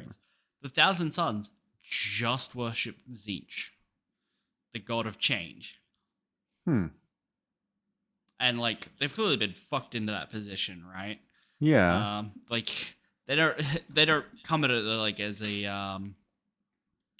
as like willing devotees, but that is their patron. They are the specific Marines that belong to the god of change, and there's an awful lot of change going. They do. Yeah, there's a lot of change. And like there's even more change that's coming that gets hinted at in the book that I thought was really funny that they don't tell you. But I will tell you this because it's mostly like a 40k thing, and I don't know if it's going to be covered, but like Araman's like, yes, I've been studying the Book of Magnus, and I think I can do the rubric. Right. Right. He's like, I'm going to save everyone from the flesh change this time. Yeah. He casts the spell, the rubric, right? And this isn't to spoil the 40k, the 30k things. This is just like the Thousand Sons in 40k.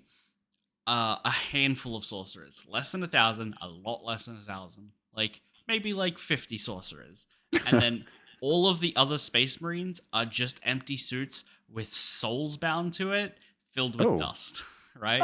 So great. Araman does this thing and binds basically the entire Legion into their suits and like devours their souls and turns them into basically automatons. And he does that to try and save them from the flesh change. And so you end up with a legion of automatons and sorcerers who control them. And if they get damaged, you can put them back together and like rebind their soul. So that's how they keep their numbers at 1,000. But like, yeah, it's pretty dark. Yeah, pretty dark. And like, I kind of feel bad because at the end of this book, they're still very clearly kind of loyal. Like, they're very upset that, like, the Space Wolves are killing them, that, like, they have to fight back, that they're coming at it from, like, we need to save our people and our city and our home. And even after they, like, teleport away, they still have, like, accepted being traitors. They're certainly not with Horus, right? Like, because none of them know about that at all yet, except for, like, except for Magnus. And like his he told some people. Yeah, like the inner circle. Yeah. But like the rest of them are still loyal. And then Araman's like, time to do the rubric. Yeah. And it gets worse. Yeah. So trying to fix things, man. Yeah. And like a lot of people talk about Magnus's, like this book in particular, the Thousand Sons are at their core a tragedy. And I agree. I think it's pretty tragic what happens to them, and it's mostly just hubris that causes it. Well, I mean, the inciting incident is the fact that they all are turning into flesh piles.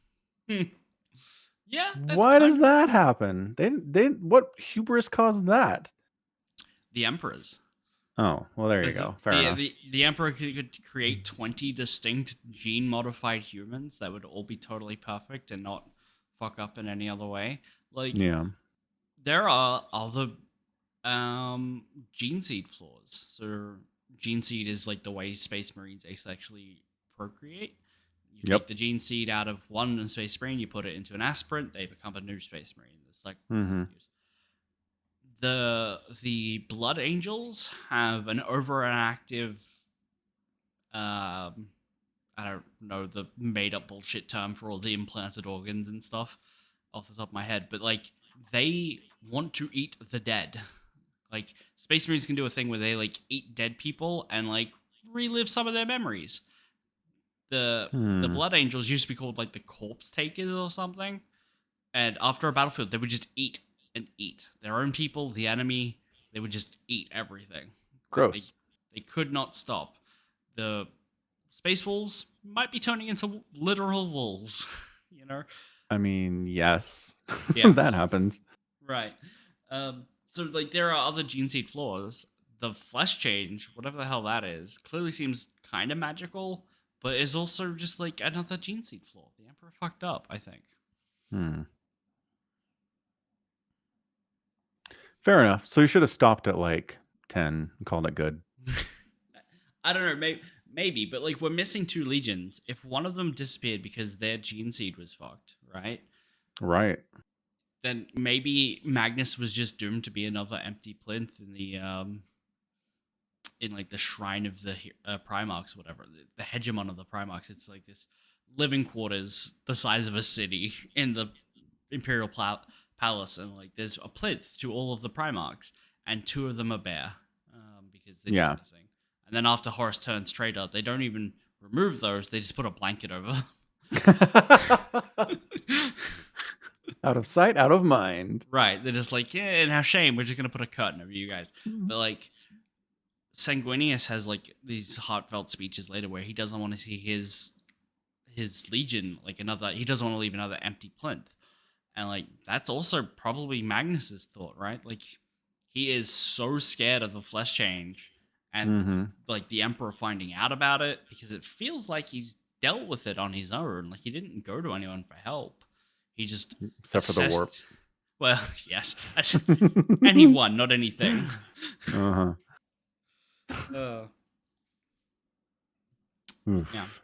And, like, Magnus solves every problem he comes with the warp. It's like it's his go-to for everything. Generally. It's kind of sad to see because like Araman spots this as a flaw with his brothers, like in the second act of the book, where they all have their tutelary, which who could have seen binding yourself to a demon was a bad idea. Everyone, pretty much. Literally everyone should have seen that coming, but apparently they don't. But he like chastises the other members for like getting their tutelaries to clean their guns and not using their hands to do anything anymore. So it's like the Legion is kind of like the leadership has it worked out that like psychic powers shouldn't be your first answer to everything, but Magnus is just like first answer to everything, and it goes terribly wrong. Yeah, sure does. So what do you think about his deal that he struck? Well, it sure seems like he didn't know it was a temporary deal. Right. Because Demon Face comes back and he's like, so, time's up.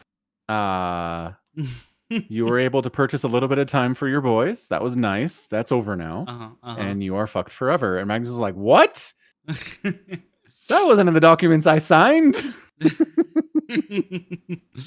Yeah, but it is okay. So in the first deal, the way Magnus talks about it, and I think you actually screenshotted me, and we talked about this. You highlighted it.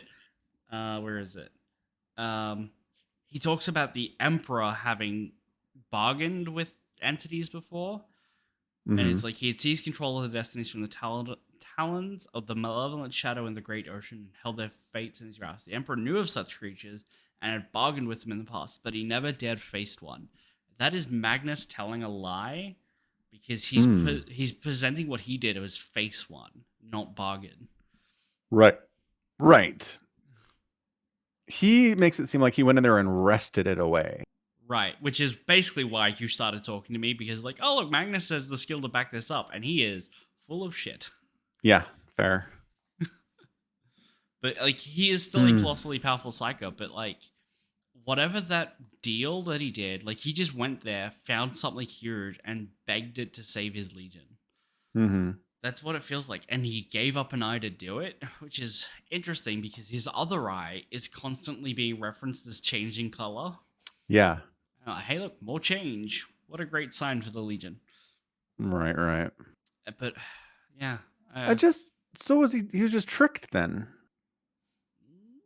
He thought he'd made a deal to save his Legion forever, and he gave up an eye and it was totally worth it, but nope. Actually... That's the thing. We don't know, like, we don't see him make that deal. Yeah. That'd be interesting to see. Mm-hmm. Yeah. It would be, but... Yeah. So what happens in the second part? He, like, meets Lehman Russ and the Council of Nicaea. Yeah. So he meets his brothers at another planet. Yeah, and the wordmate guy totally makes friends with Araman, is like totally a nice dude, and they're sharing secrets with each other, and they're best buddies, and they're like skipping through meadows together. Right. They're swimming in the warp together, and like, this is the best. I've found a friend. Araman's like, hey, look, try some of my wine I made in my personal vineyard. This is so romantic. It's just you and me, Lemuel. We're best bros. I'm going to teach you how to psycho real good. I will never abuse this trust. And then he sure does. No, I was talking about the Space Wolf guy. The Wordmake. Yeah, Araman and Wordmake. Yeah. Yes. They're broship. They kind of become bros. They become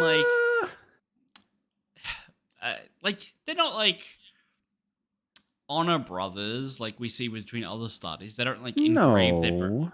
But they totally hang out in the warp, and they Wordmake like saves him from getting overwhelmed by psychic power at some point, and they're sharing secrets with each other, and yeah, a little bit. They totally become best friends. I wouldn't, maybe not best friends, but yeah, then they go their separate ways for a little bit.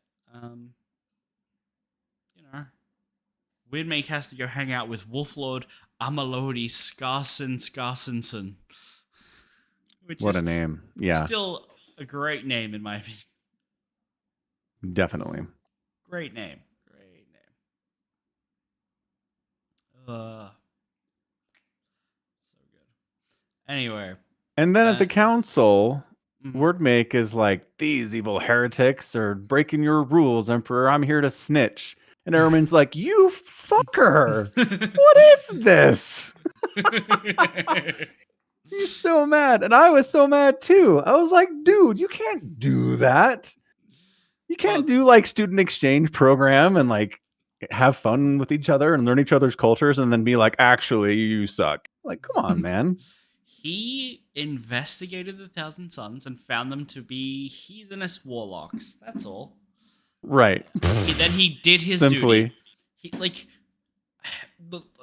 introduced them to some of like their lower mysteries, which included tutelaries. And the tutelaries are really interesting because if you don't know that they're immediately demons, right? Because like everything that's in the warp is basically a demon, right?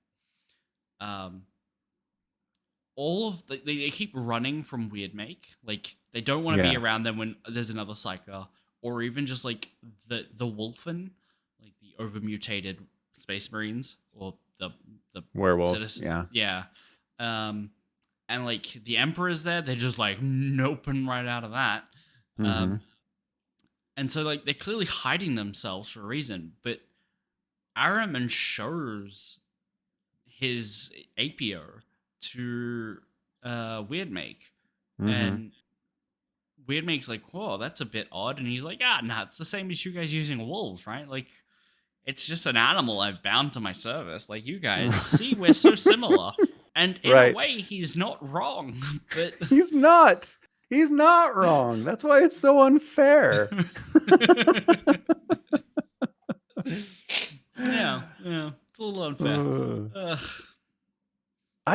Magnus's point of view that what he's doing is elevating humanity and bringing them into the light and giving them access to more power, and he wants to share that with everyone, is such an interesting perspective.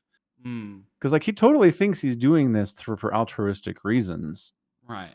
Like he's going to lead humanity and the empire into a better place. Right. Where magic can be used by everyone. Yeah. And it is interesting because like you learn later in some of the books that the Emperor's plan might not be terribly dissimilar, right? Like, I don't want to spoil too much, but like the Emperor in the Emperor's plan, he definitely wants to remove humanity's dependency on psykers, right? Like he doesn't want people having to like huff spice to get into the warp and send emails through the astral paths, right? Like he doesn't want that. He wants to dominate the galaxy and rule it and not have everyone be dependent on psykers, but that doesn't necessarily mean he doesn't think people will just suddenly stop being born psykers. He wants to make humanity safe from the warp. And safe from the warp probably includes free use of psychic powers for a lot of people. Because he's still a psyker. Yeah. Right? Magnus is still a psyker. Psykers will still be born. He wants them to be able to use their powers safely. How it's going to happen, totally different question. Right? Yeah, totally. Right. Okay. But, so it is possible that he's not terribly far off because Magnus tries to tell the Emperor that, like, hey, look, I found this webway portal that the Eldar built, and the Emperor's just like, yes, that is why I'm going back to Terra. Don't tell anyone. Yeah. But you will become important to my plan later. And it's very interesting stuff there. So that's the council. The Emperor rules, no more psykers. Oh. And specifically says, if you keep doing this, I kill you all. It's not very nuanced whatsoever. You will rue the day from which you turned away from my light. Yeah. A quote from the Emperor, definitely not a god. Very, very religious sounding words. Yeah. Fun fact, the Space Wolves do not give a shit. Continue to use their psykers in a massive hypocrisy. Fun fact, the Thousand Sons do not give a shit. Continue to do everything they're doing before immediately. So, like, they go back to Prospero to, like, lick their wounds, right? But Magnus gets the vision at the Council of Nicaea that Horus is turning. Like, he has a chat with probably Tzeentch again, or at least, like, a greater demon of Tzeentch. Yep. That, like, hey, I have no reason to lie to you, remember? I'm just here to give you information. Horus is about to fucking die on Davin. He's gonna fall to chaos. He's gonna be in a Serpent Lodge. That is all happening very soon. And, like, Magnus leaves. He's right there with the Emperor. Could tell him right there that Horus is about to fall. Like, we need to be careful. And he doesn't. He sits on that information until he can prove it. Which, okay. Because he says specifically, the Emperor will not believe me. Right.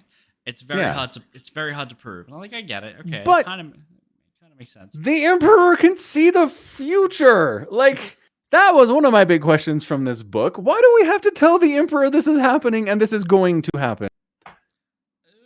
Because, okay, so there's another book where the Emperor talks about what it's like to see the future. And he basically tells the Custodes to try and climb a wall, like a cliffside. And the Custodes tries, and he's in, like, really heavy battle plate and all that. And, like, as you reach for handholds, you don't know how certain they are until you try to grab for it, only to find the rock beneath hollow and empty. Okay. So the Emperor might be able to see a lot of futures, but that doesn't necessarily mean he's got the clarity of Paul Atreides, right? After he drank for the water of his life. Yeah. Yes. So maybe he knows, maybe he doesn't. And, like, telling the Emperor one of his sons is going to be a traitor is probably just a wise idea. It's probably a good idea to do. Yeah. Having proof is probably a good idea, but the reasons why he won't tell him is because A, he just found out from a warp creature, and then at the council of don't use warp powers. That's a bad look, you know? That's a bad look. But he's still so fucking stupid. He goes back to Prospero. They hang out for a bit. He tries to like independently save Horus first. He's like, okay, which we saw the other end of that. We did, and that was fun. Wasn't it? Yeah. He burnt out 1,000 thralls.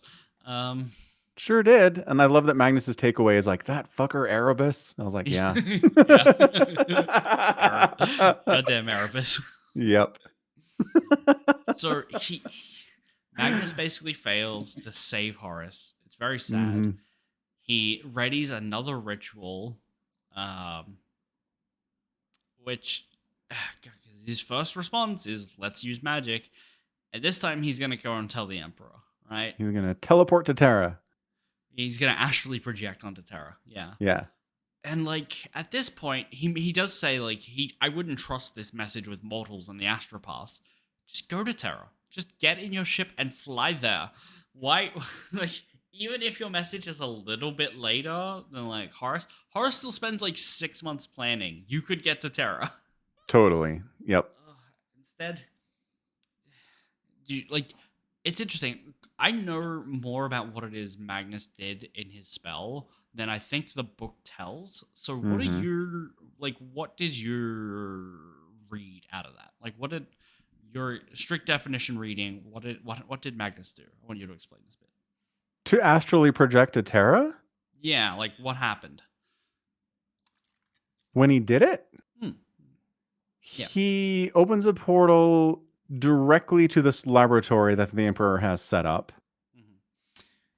He also, I will say he flew the webway to get there, right? Like he has to get into the webway. Yes. And he's like, oh, this great big warp beast offered me power for the fun of it because there are benevolent beasts. So not skipping over that little bit where he almost couldn't get into the webway to get to Terra. But yeah, okay, so he gets to Terra. Fair point. Yeah. So then he comes out of this portal. He looks for where exactly he wants to go. Finds out there's this laboratory underground the Emperor is working in. Decides to go directly there. Busts out of this portal. Nobody recognizes it's him. He's like covered in blood and like looking terrible. The Emperor's like, oh crap, it's Magnus. And everyone was like, what is this monster? And in the process of doing that, he busted open a ton of protections that Terra had from the warp. Killed a ton of thralls and psychers, drove a bunch of them mad. Completely ruined the Emperor's experiments he was performing on this throne that he found in the desert this one time. Yeah, so this is the point, because I've got a bit more understanding. Okay. Other books will touch on this, but it's never like a huge plot point. Magnus breaks into the Emperor's dungeon, right, which is his laboratory, which is where the throne of Terra is. It is the Emperor's throne that he later sits on for all of time. That's the same one. I was like, that's what I thought. Yeah. It's the same one. And it says he found it under the sand. He found parts of it, yeah. Sure. Okay. So it's ancient technology. It is irreplaceable. The Emperor has put up psychic wards around Terra because he is working on the Webway project as well. He wants to be able to use this tunnel of...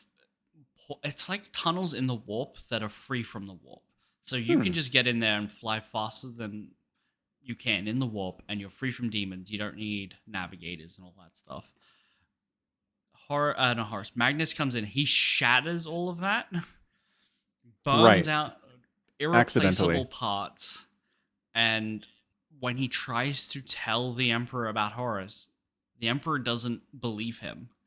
He just like tells him and imparts this vision that Magnus's job at one point was to sit on this throne and keep the Webway project stable. Like to use his colossal psychic might to help lead humanity into a brighter future was the Emperor's job for Magnus, and he's fucked it. You know? Right. He has broken it. And so going back to Mechanicum, when Malcador and Dawn are talking about like, hey, where's the Emperor? the Emperor is on the throne holding the warp back that Magnus let in because he shattered all the wards. The Emperor is now stuck on the throne using all of his psychic power just to not let Terra be flooded with demons. Awesome. Way to go, Magnus. Right. So you ruined it, hero. Magnus gets a little bit depressed after this, and I don't think the book necessarily does an adequate job of imparting the knowledge and understanding that he has of what he broke to Magnus, like to the reader. And so I thought you might enjoy that. I did. That's some nice clarification. Thank you. Yeah. And then Magnus then says, like, I did tell the Emperor about Horus, but the Emperor was so distracted by what I'd done that he didn't care. And I was like, it turns out when you sabotage one of his greatest projects, he tends to think you're the traitor. Sure. But, like, it's like your kid wants to make you breakfast in bed, right? Yeah. So they drop the blender on the floor and shatter it, and they somehow destroy the toaster, and right, they spill oats on the ground. Right? And then, so you're pissed about that stuff. But you can't buy a new blender. You can't buy the shit that Magnus broke. You can't just clean up and buy a new one. Okay, fine. Your kid ruins your 1964 Ferrari that you can't possibly replace. Like, there are things that people can do that will really piss you off. But that can't be the end all be all of your interaction with. If there's something more important that's happening, like, I'm sorry I wrecked your 64 Camaro, Dad. Also, the house is on fire. You can't be like, my Camaro! I think you can. But, like, forever? Like, I don't know. But worry about the Camaro for a couple hours, you know? It's more like, hey, Magnus, I told everyone that if you ever touch my car, you'll rue the day you turn from my light. And then Magnus comes in driving his car, crashes into the house, and then goes, the house is on fire. Yes! Yes! You know what an adult human would do? Deal with the house fire! Right, and okay, no, hold on, maybe skip the step, where the car crash causes the fire, right? To tell him his brother 3 states away is maybe considering buying a house, right? No, his brother 3 states away has somehow acquired 3 dirty nukes and is going to launch them at the Super Bowl next month. Like, it's big bad things. Yeah, it is all big bad, but like it's a lot of specific stuff that the Emperor really can't forgive, right? It's the warp. You can do both. You can send the Space Wolves to murder Magnus and all of his people. Fine. You can also look into this Horus thing a little bit.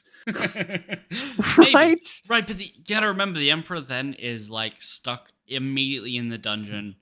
I know. Holding stuff together, right? Like it's not only that the house is on fire, the Emperor is the only one with the extinguisher. It maybe taxes him a little bit.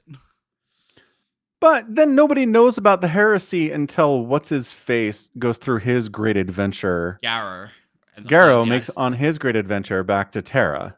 True facts. Yep. You can't be like, hey, custodes, who have the specific job of doing stuff that I need to get done, go look into Horus real quick. Right? Yeah, you would think, but like... The Emperor just doesn't believe Magnus. Like, that's bull crap. That's bull crap. He knows that Magnus is dicking around with the warp and stuff, but he doesn't think he's a liar. Does he? I don't know. If like, you gotta remember that all the Primarchs were stolen by Chaos. He doesn't know which of them are like forever tainted or are going to be loyal, right? Okay, fine. So Magnus is tainted. Deal with him, which he does, but also send a custode to check out Horus. Fine. Send a custode like you sent the word bearers. That worked out fine. Evidently, the Emperor is able to talk to someone because he tells them, "Hey, let's send someone to go and bring Magnus back."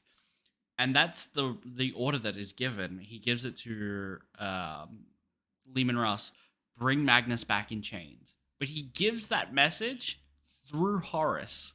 And so in the other books, Horus is like, "Oh, I just set up something rather delicious with the with the Thousand Suns and the Space Wolves," and he basically convinces Leman Russ that it's a waste of time to take him back to Terra at all. Just kill him.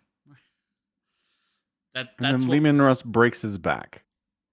Yes, and slaughters. And then Magnus escapes into the astral plane because he can do that. Yes. So at the the moment his back is broke, he basically reaches out, and Tzeentch is still like, "Hey, I can still help you," and teleports them all to the planet of the sorcerers, which is one heck of a name. Yes, it is. I kind of laughed. I was like, "Planet of the Sorcerers? What is this, D&D?" Somebody was on behind on their timeline, behind schedule. Yeah. So, what did you think of Magnus basically knowing this Retribution fleet is coming and being like, they're right. If we fight back, just like at the Council of Nicaea, the Space Wolves just said that like we spent ages fighting covens of witches who refused to give up their power and thought they knew better than we, and like the darkness that they like internalized. And then like Magnus is like, if we fight back, we're proving them right. We have to just like let them kill us. Except that's not what happens. He's like, I'm gonna stand in this tower while my Astartes actually fight back the whole time. Right. Nice, Magnus. He tried to tell them not to, but like he couldn't.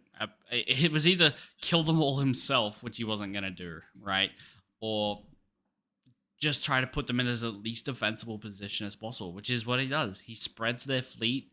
Yeah. He doesn't warn any of them. God, what a dick. Magnus is the worst. Magnus is pretty bad. But like, I kind of get his reluctance to at least fight.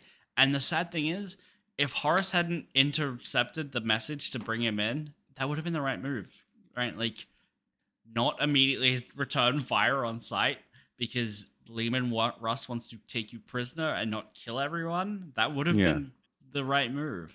Yeah.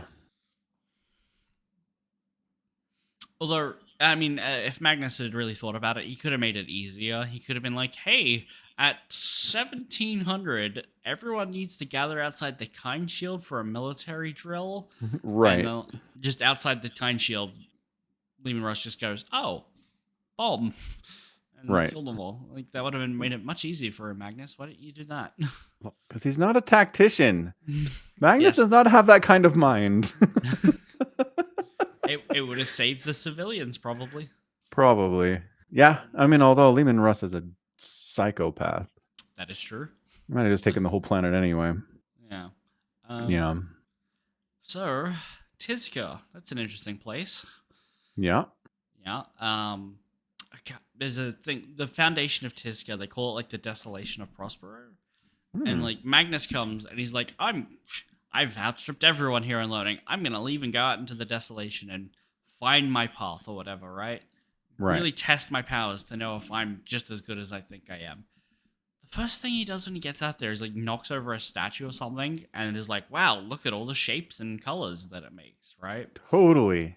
Yeah. Like, there are blocks. Some of them say A on them. Others have the C. Oh my gosh. Right. But like the first thing he does is he goes back to the people who are barely living on Tizca and be like, don't worry, guys. My psychic potential will totally keep you guys safe. Come and check out this really cool discovery I made. Right. God damn. And you know what happens? He gets a bunch of them killed.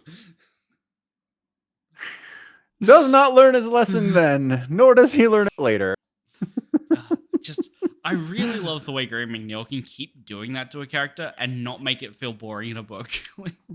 That's very true. Doesn't feel repetitive. It's new and interesting ways this happens. Mm-hmm. Yeah. Yeah, but then that's how the cults of the Thousand Suns are founded, by geometric colors of broken glass. Which I did not understand. I was like, good on you, Magnus. Way to go, man. You found something important. I don't know what you're talking about.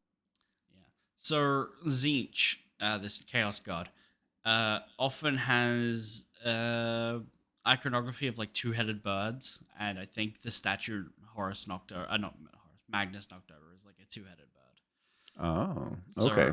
So Tzeentch as God of Change has a lot of like convoluted, really bullshit plots where it's like nothing makes sense because it's all mysteries and whose side are you on and change.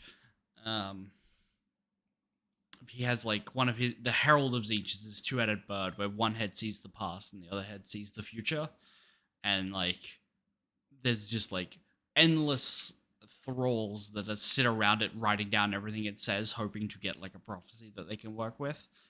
And so whether or not like Magnus knocking over the statue is Tzeentch's doing, or if Tzeentch laid the pieces out in the exact right ways so the Thousand Suns magic could be structured just ever so right for him, is all more or less up for interpretation. Yeah, it's very Warhammer of it. And like, if it doesn't make sense, that's why. Because it's magic, and magic never really makes sense. Because magic isn't real. Yeah. Turns out. Yeah. But everyone on Tisca seems to be a little bit of a psycho, even now. And our remembrances all go to like a really, really fun restaurant where you don't get a menu. They just bring you what you want. And Lemuel's like, I'd be annoyed, but they nail it every time. And I'm like, oh, that sounds nice. That sounds really good. I want to go to there. That would be fun. Oh, that would be so nice to just rock up to a restaurant and be like, yes, this is exactly what you wanted. Yeah. They're like, sit down, give us a second. Okay, here it is. That raises an interesting question because like restaurants hate it when you just like invent a dish. Like they want you to order off the menu. That's why it's there. But a restaurant with no menu, do they just make everything? Or do they have a set list of stuff that they can still make and just know what you would pick off of that list? That's a good point. It's an interesting point, I feel. Totally irrelevant to the book, but I love that it's there. That is fun.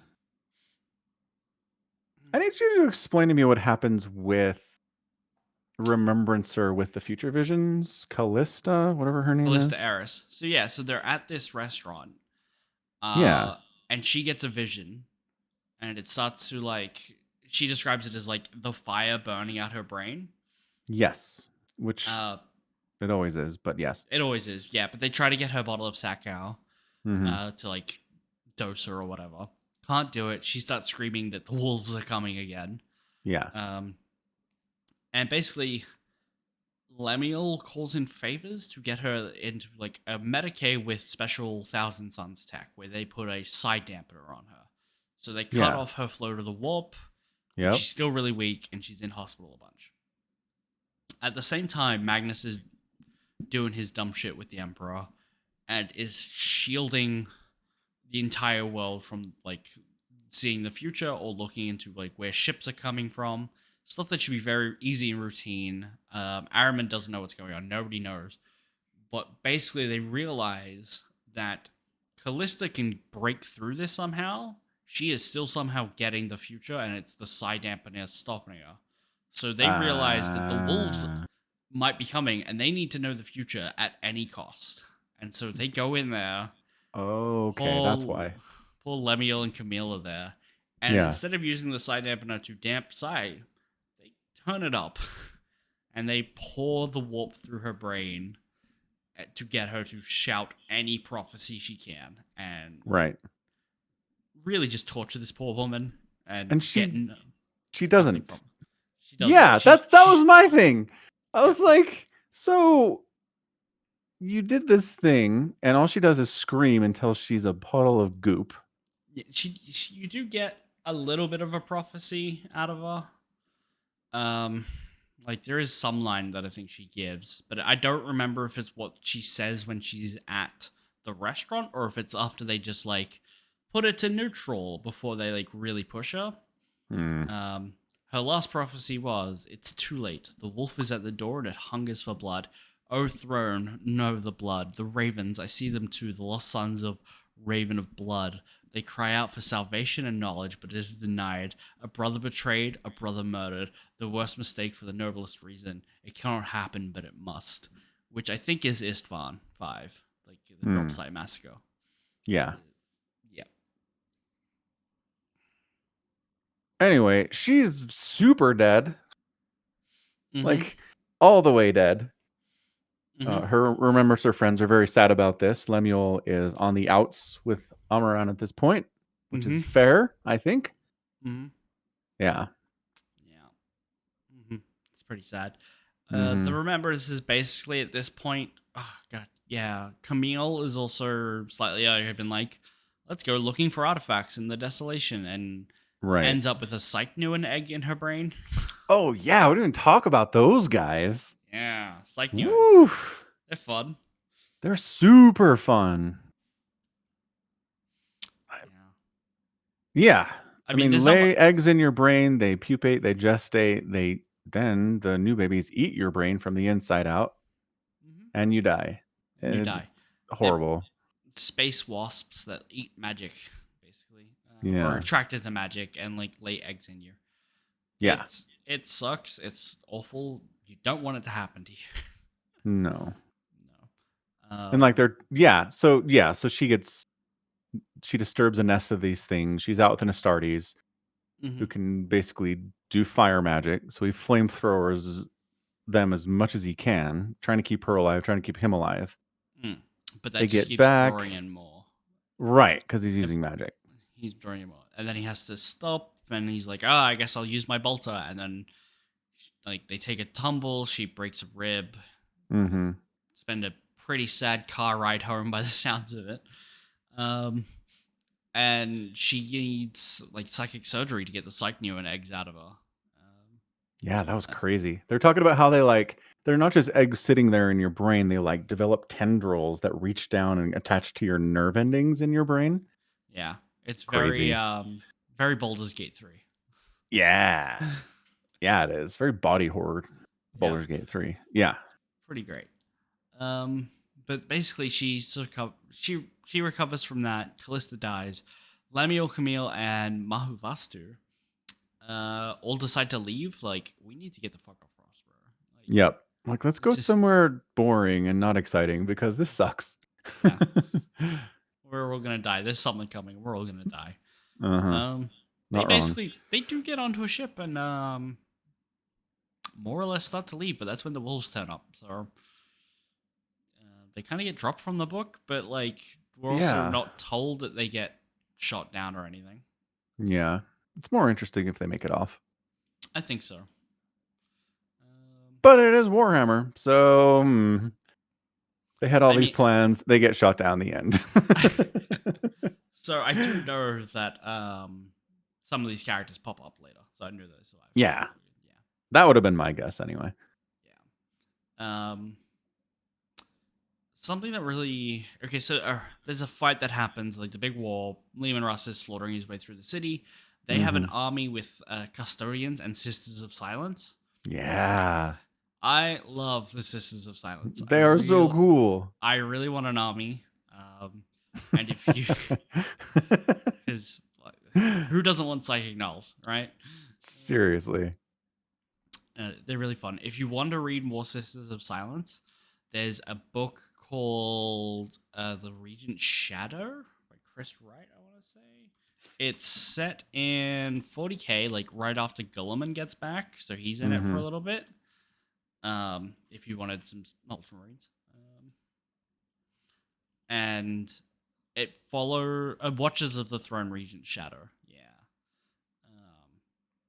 It's good, and it just has like a Sister of Silence point of view character, so she's like doing a lot of hand sign and making people sick with her aura, which is fun because people feel disconnected when you're around them, like and psyches really hate it. Like they like throw up and start convulsing and stuff. Yeah, Armon's fighting a space wolf, and all of a sudden he's like, "Oh, wait, hold on, where'd my magic go? I lost everything. What's going on here?" And he's like, "Ah, crap." Right. Yeah. But like in the book, this Sister of Silence will like. There's a thing that they can do to make themselves more nully, like they can extend their null powers, right, a little bit. And so when someone's like looking down on her for being a null, she'll like flip them a holy gang sign, and like they'll get a wave of nausea and throw up on their pretty dress. It's pretty fun. Yeah, pretty incredible power set. Very interesting. Yeah, it's fun. Certainly. So yeah, they're having a big old fight. Magnus dies. Everyone gets teleported. Well, his back gets broken. Yeah. That's basically And the he book. tells them, he's like, I need you to go over here and do this with the gems I put in your armor. And they're like, what is going on? Yeah. Yeah, it turns out they all had a focusing stone in their chest piece the entire time. Yeah. Oh, man. So Magnus is talking to Ahriman about the flesh change and like the deal he struck, right? Like he finally admits that, like, yeah, I made a deal. I did things, like terrible things, but for the best reasons. Ahriman gets like a vision of Magnus's history, like his personal thoughts. Yeah. And like knows that there's something going on with his brother, right? Magnus All of it. All the stuff that Magnus is worrying about. Right, but like there's something to do with the deal specifically. He's like like he gave up certain people in the deal to stop the flesh change, and I don't know much more about that. So. Oh, Ahriman's brother. Yeah, because he had his twin, and he's always touching like the embossed leaf or whatever on his shoulder. Oaken leaf thing. Yeah. Yep. What was his name? Yeah, I can't pronounce that. Ormaz. Yeah, his brother, right? I was listening to the audiobook and he says it so fast. It's just like Orem or something. But looking at him like Ormsd. Yeah. Yeah. I mean, I don't know. When Ahriman telling the story, it's basically like my brother got turned inside out, just like thousands of my other brothers did. So like it sucks for him, and I'm carrying that with me. But I don't think there's anything different about it. I don't know. It feels like he recognizes that Magnus had some interaction with his brother specifically, like as a sacrifice or something. It's kind of how it felt to me, but maybe I didn't pick up on that. I think Ahriman would be still super pissed at Magnus if that was the case when they're on the planet of the sorcerers. Right, but he doesn't know that because Magnus doesn't explain it to him. He's just like, you just have to trust that I did bad things for the right reasons. Right? Doesn't actually give him any real answers. No. Yeah, I don't know. Yeah, I don't know. Thing that annoyed me is the Thousand Sons have a captain of the Ninth Fellowship, equerry to Magnus, called Ammon. And then the Custodes have a character also called Ammon. Yeah, I bumped up on that a bunch. Yeah, so one of the things you were talking to me about before this was Magnus's ability, like, and I was like, yeah, he's pretty like cocky, don't you think, right?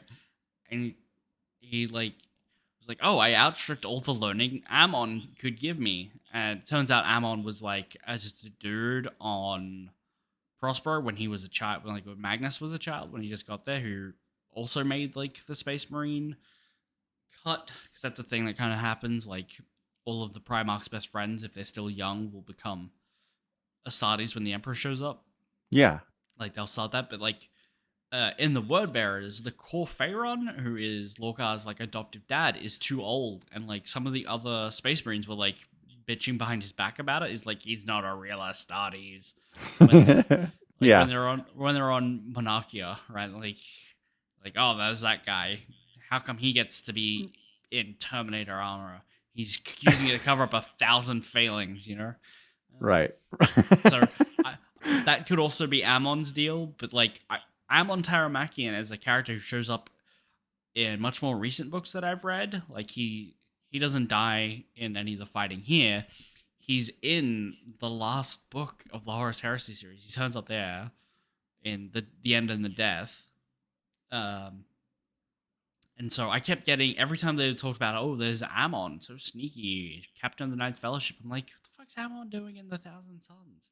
Doesn't make any sense. It really confused me for a very long time. Me too. I was like, when? Graham, characters have to have different names. Can't reuse names in this. And it didn't get any better because I looked at like the wiki for it, and apparently there is maybe a point in which Ammon infiltrates the Thousand Sons, or the other Ammon infiltrates the Custodes, and it's much easier because they have the same name. Like there's some point for them having a similar name that comes up later. And I don't like reading the wiki. It was super unclear as to which one was which. Okay, that's funny. However, at that point, he was being controlled by a demon, posing as Captain Ammon of the Thousand Suns. The similarity in the names making the task easier. So apparently Ammon Taramakion was posing as the other Ammon of the Thousand Suns, despite the fact he's probably a little bit taller and clearly a custodian guard, not a spaceman.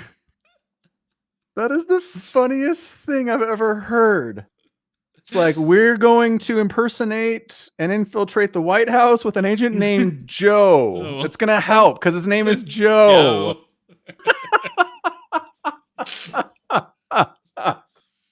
Oh my god.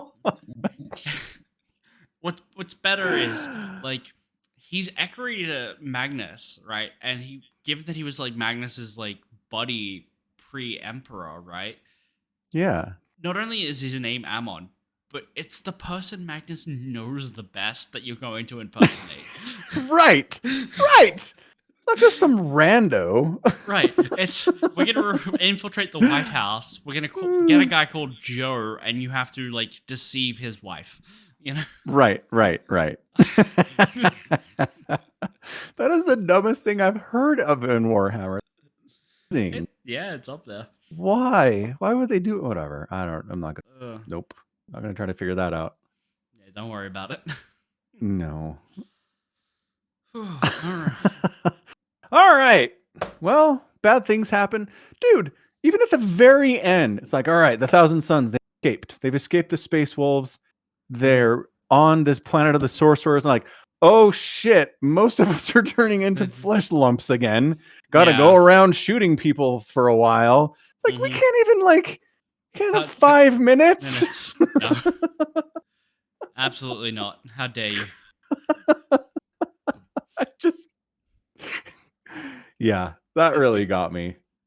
For a second, I was like, they got away. This is Magnus had a plan to get them out of there. And then it was like, oh, you thought we were done? Joke's on you. Joke's on you. More terrible stuff happening. More Thousand Suns having to kill their brothers. Yeah. Whew. So yeah, I don't know. It's a Warhammer book. Like, bad things happen to people. A lot of different ways. Unique and interesting ways every time. Yeah. All right. What's the next book? I'm just gonna buy that one. No Fear. Yep. Desperate for the Ultramarines, are you? I mean, yes. Is it purely just because you've like met them in 40k, so you kind of know what they're about already, and it's just like, oh, there's Guilliman, I know him. Or... Yeah, because I like Guilliman. I thought he was a good character in the trilogy that we read.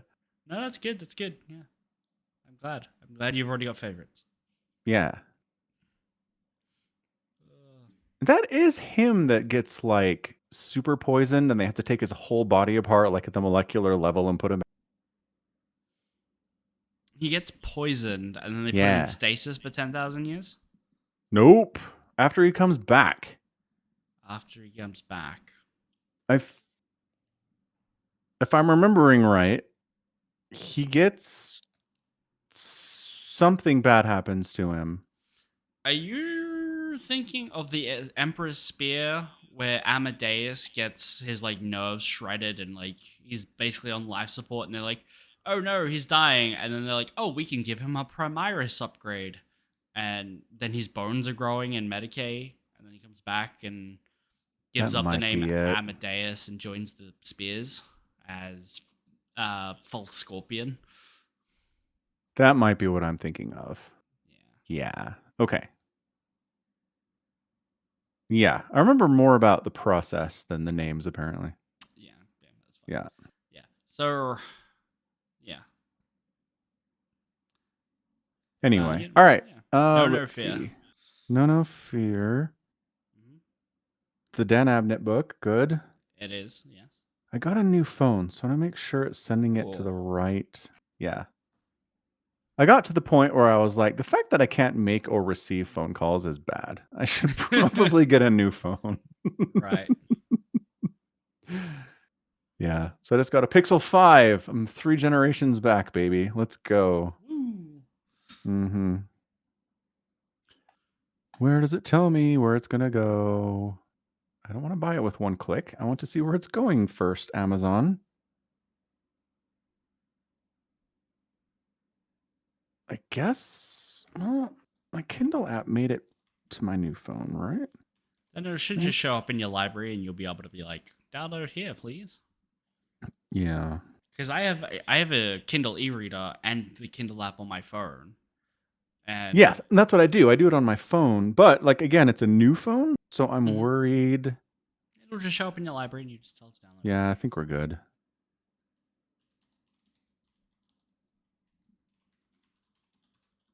Let's refresh my library. There it is. That was fast. Okay, good. Good. We got it. How many pages is this one? Excellent question. I do not know. Oh, this does it differently than the library app. Oh, does it? Yeah, the library app's just like, how many times are you going to swipe until it's over? And it's like 1,400. Yeah. Like the Kindle app, if I remember correctly, it'll take a few pages to like learn your reading speed, and then it'll tell you like a time estimate. Yeah. And if I remember it doing that. If you tap on that bit there, it should change it to like a page count, but it'll also adjust the number of pages depending on your font. So. Right. Yeah. Right. The library app does that too. Okay. It's weird. Like at the first thing is it shows the cover and it says location 1 of 6,782, and I'm like, I don't know in what world there are 6,700 anythings in this book. Right. And then I go up a little bit and it's like, now we're at page 7 of 414. So I guess on this font setting, it's 400 pages. Okay. But I think this is smaller than the font setting I use on my library. It definitely is. Whatever. We'll figure it out. It'll be fine. It's a book. Yeah. Yes, it is. All right. Well, that was a whopper of a podcast. Had to talk about some important stuff. Yeah. Huge. Yeah. So continue to recommend Dune movies and continue to recommend Horus Heresy books. Yep. They're still good? Yep. Still good. All right. Let's wrap. I do think maybe they tried to jam a little bit too much into Thousand Suns. You think so? It's about 400 pages in my library app longer than the average Horus Heresy book. That's all I'm saying. There are more parts, more things happen here. Yeah, I mean, Horus Rising's in 3 acts. This is still only 3 acts. Yeah, I guess. Technically, the second act it could be split again because you have the battle on Shrike or whatever it is, and then you also have the Nicaea Council. Yep. You could definitely call those 2 distinct chapters. But I don't know. I feel like there's a lot there that's important, and if you take any one of them out, like let's say you took the Council of Nicaea out, there's a lot about what Magnus does when he goes to the Emperor. It's just kind of like, so why is that an issue? And it's like, well, you had to go read something else, you know? Yeah. But if you take out like the stuff on Agora, then it's like, well, who are these remembers and why do we give a shit? You know, you have to set them up somehow. Yeah, that's true. Yeah. Anyway. It is big, but just remember, the final book in the series was so big they split it literally into 3 parts, and each of them are as big as this one. So. Good heavens. Yeah. I can see why. Yeah. Because the Horus Heresy is a ginormous, all-encompassing 8,000 spinning plates, stuff happening thing. Yeah.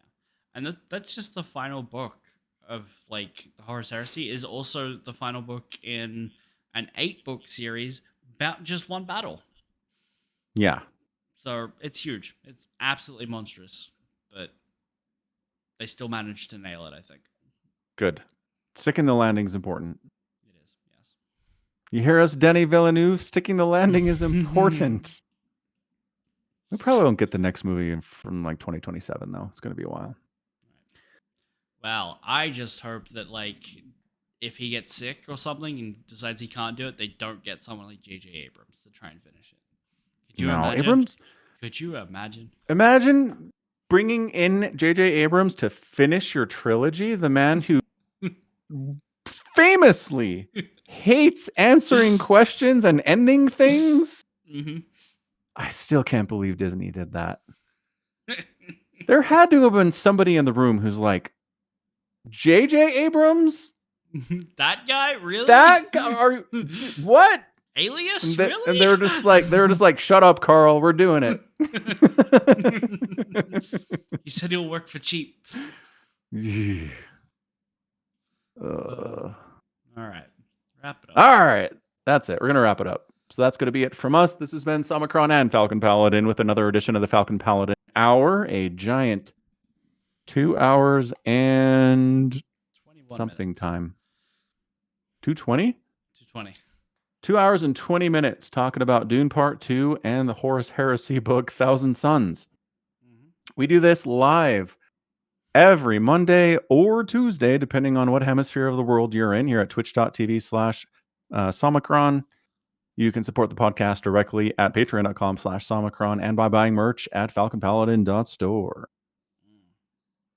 So until next week, read a Heresy book with us. Read No Fear. Come with questions and thoughts. We'll read your comments. Sure, we will. And until then, stay safe and stay healthy. And above all, take care of yourselves. Bye. Goodbye.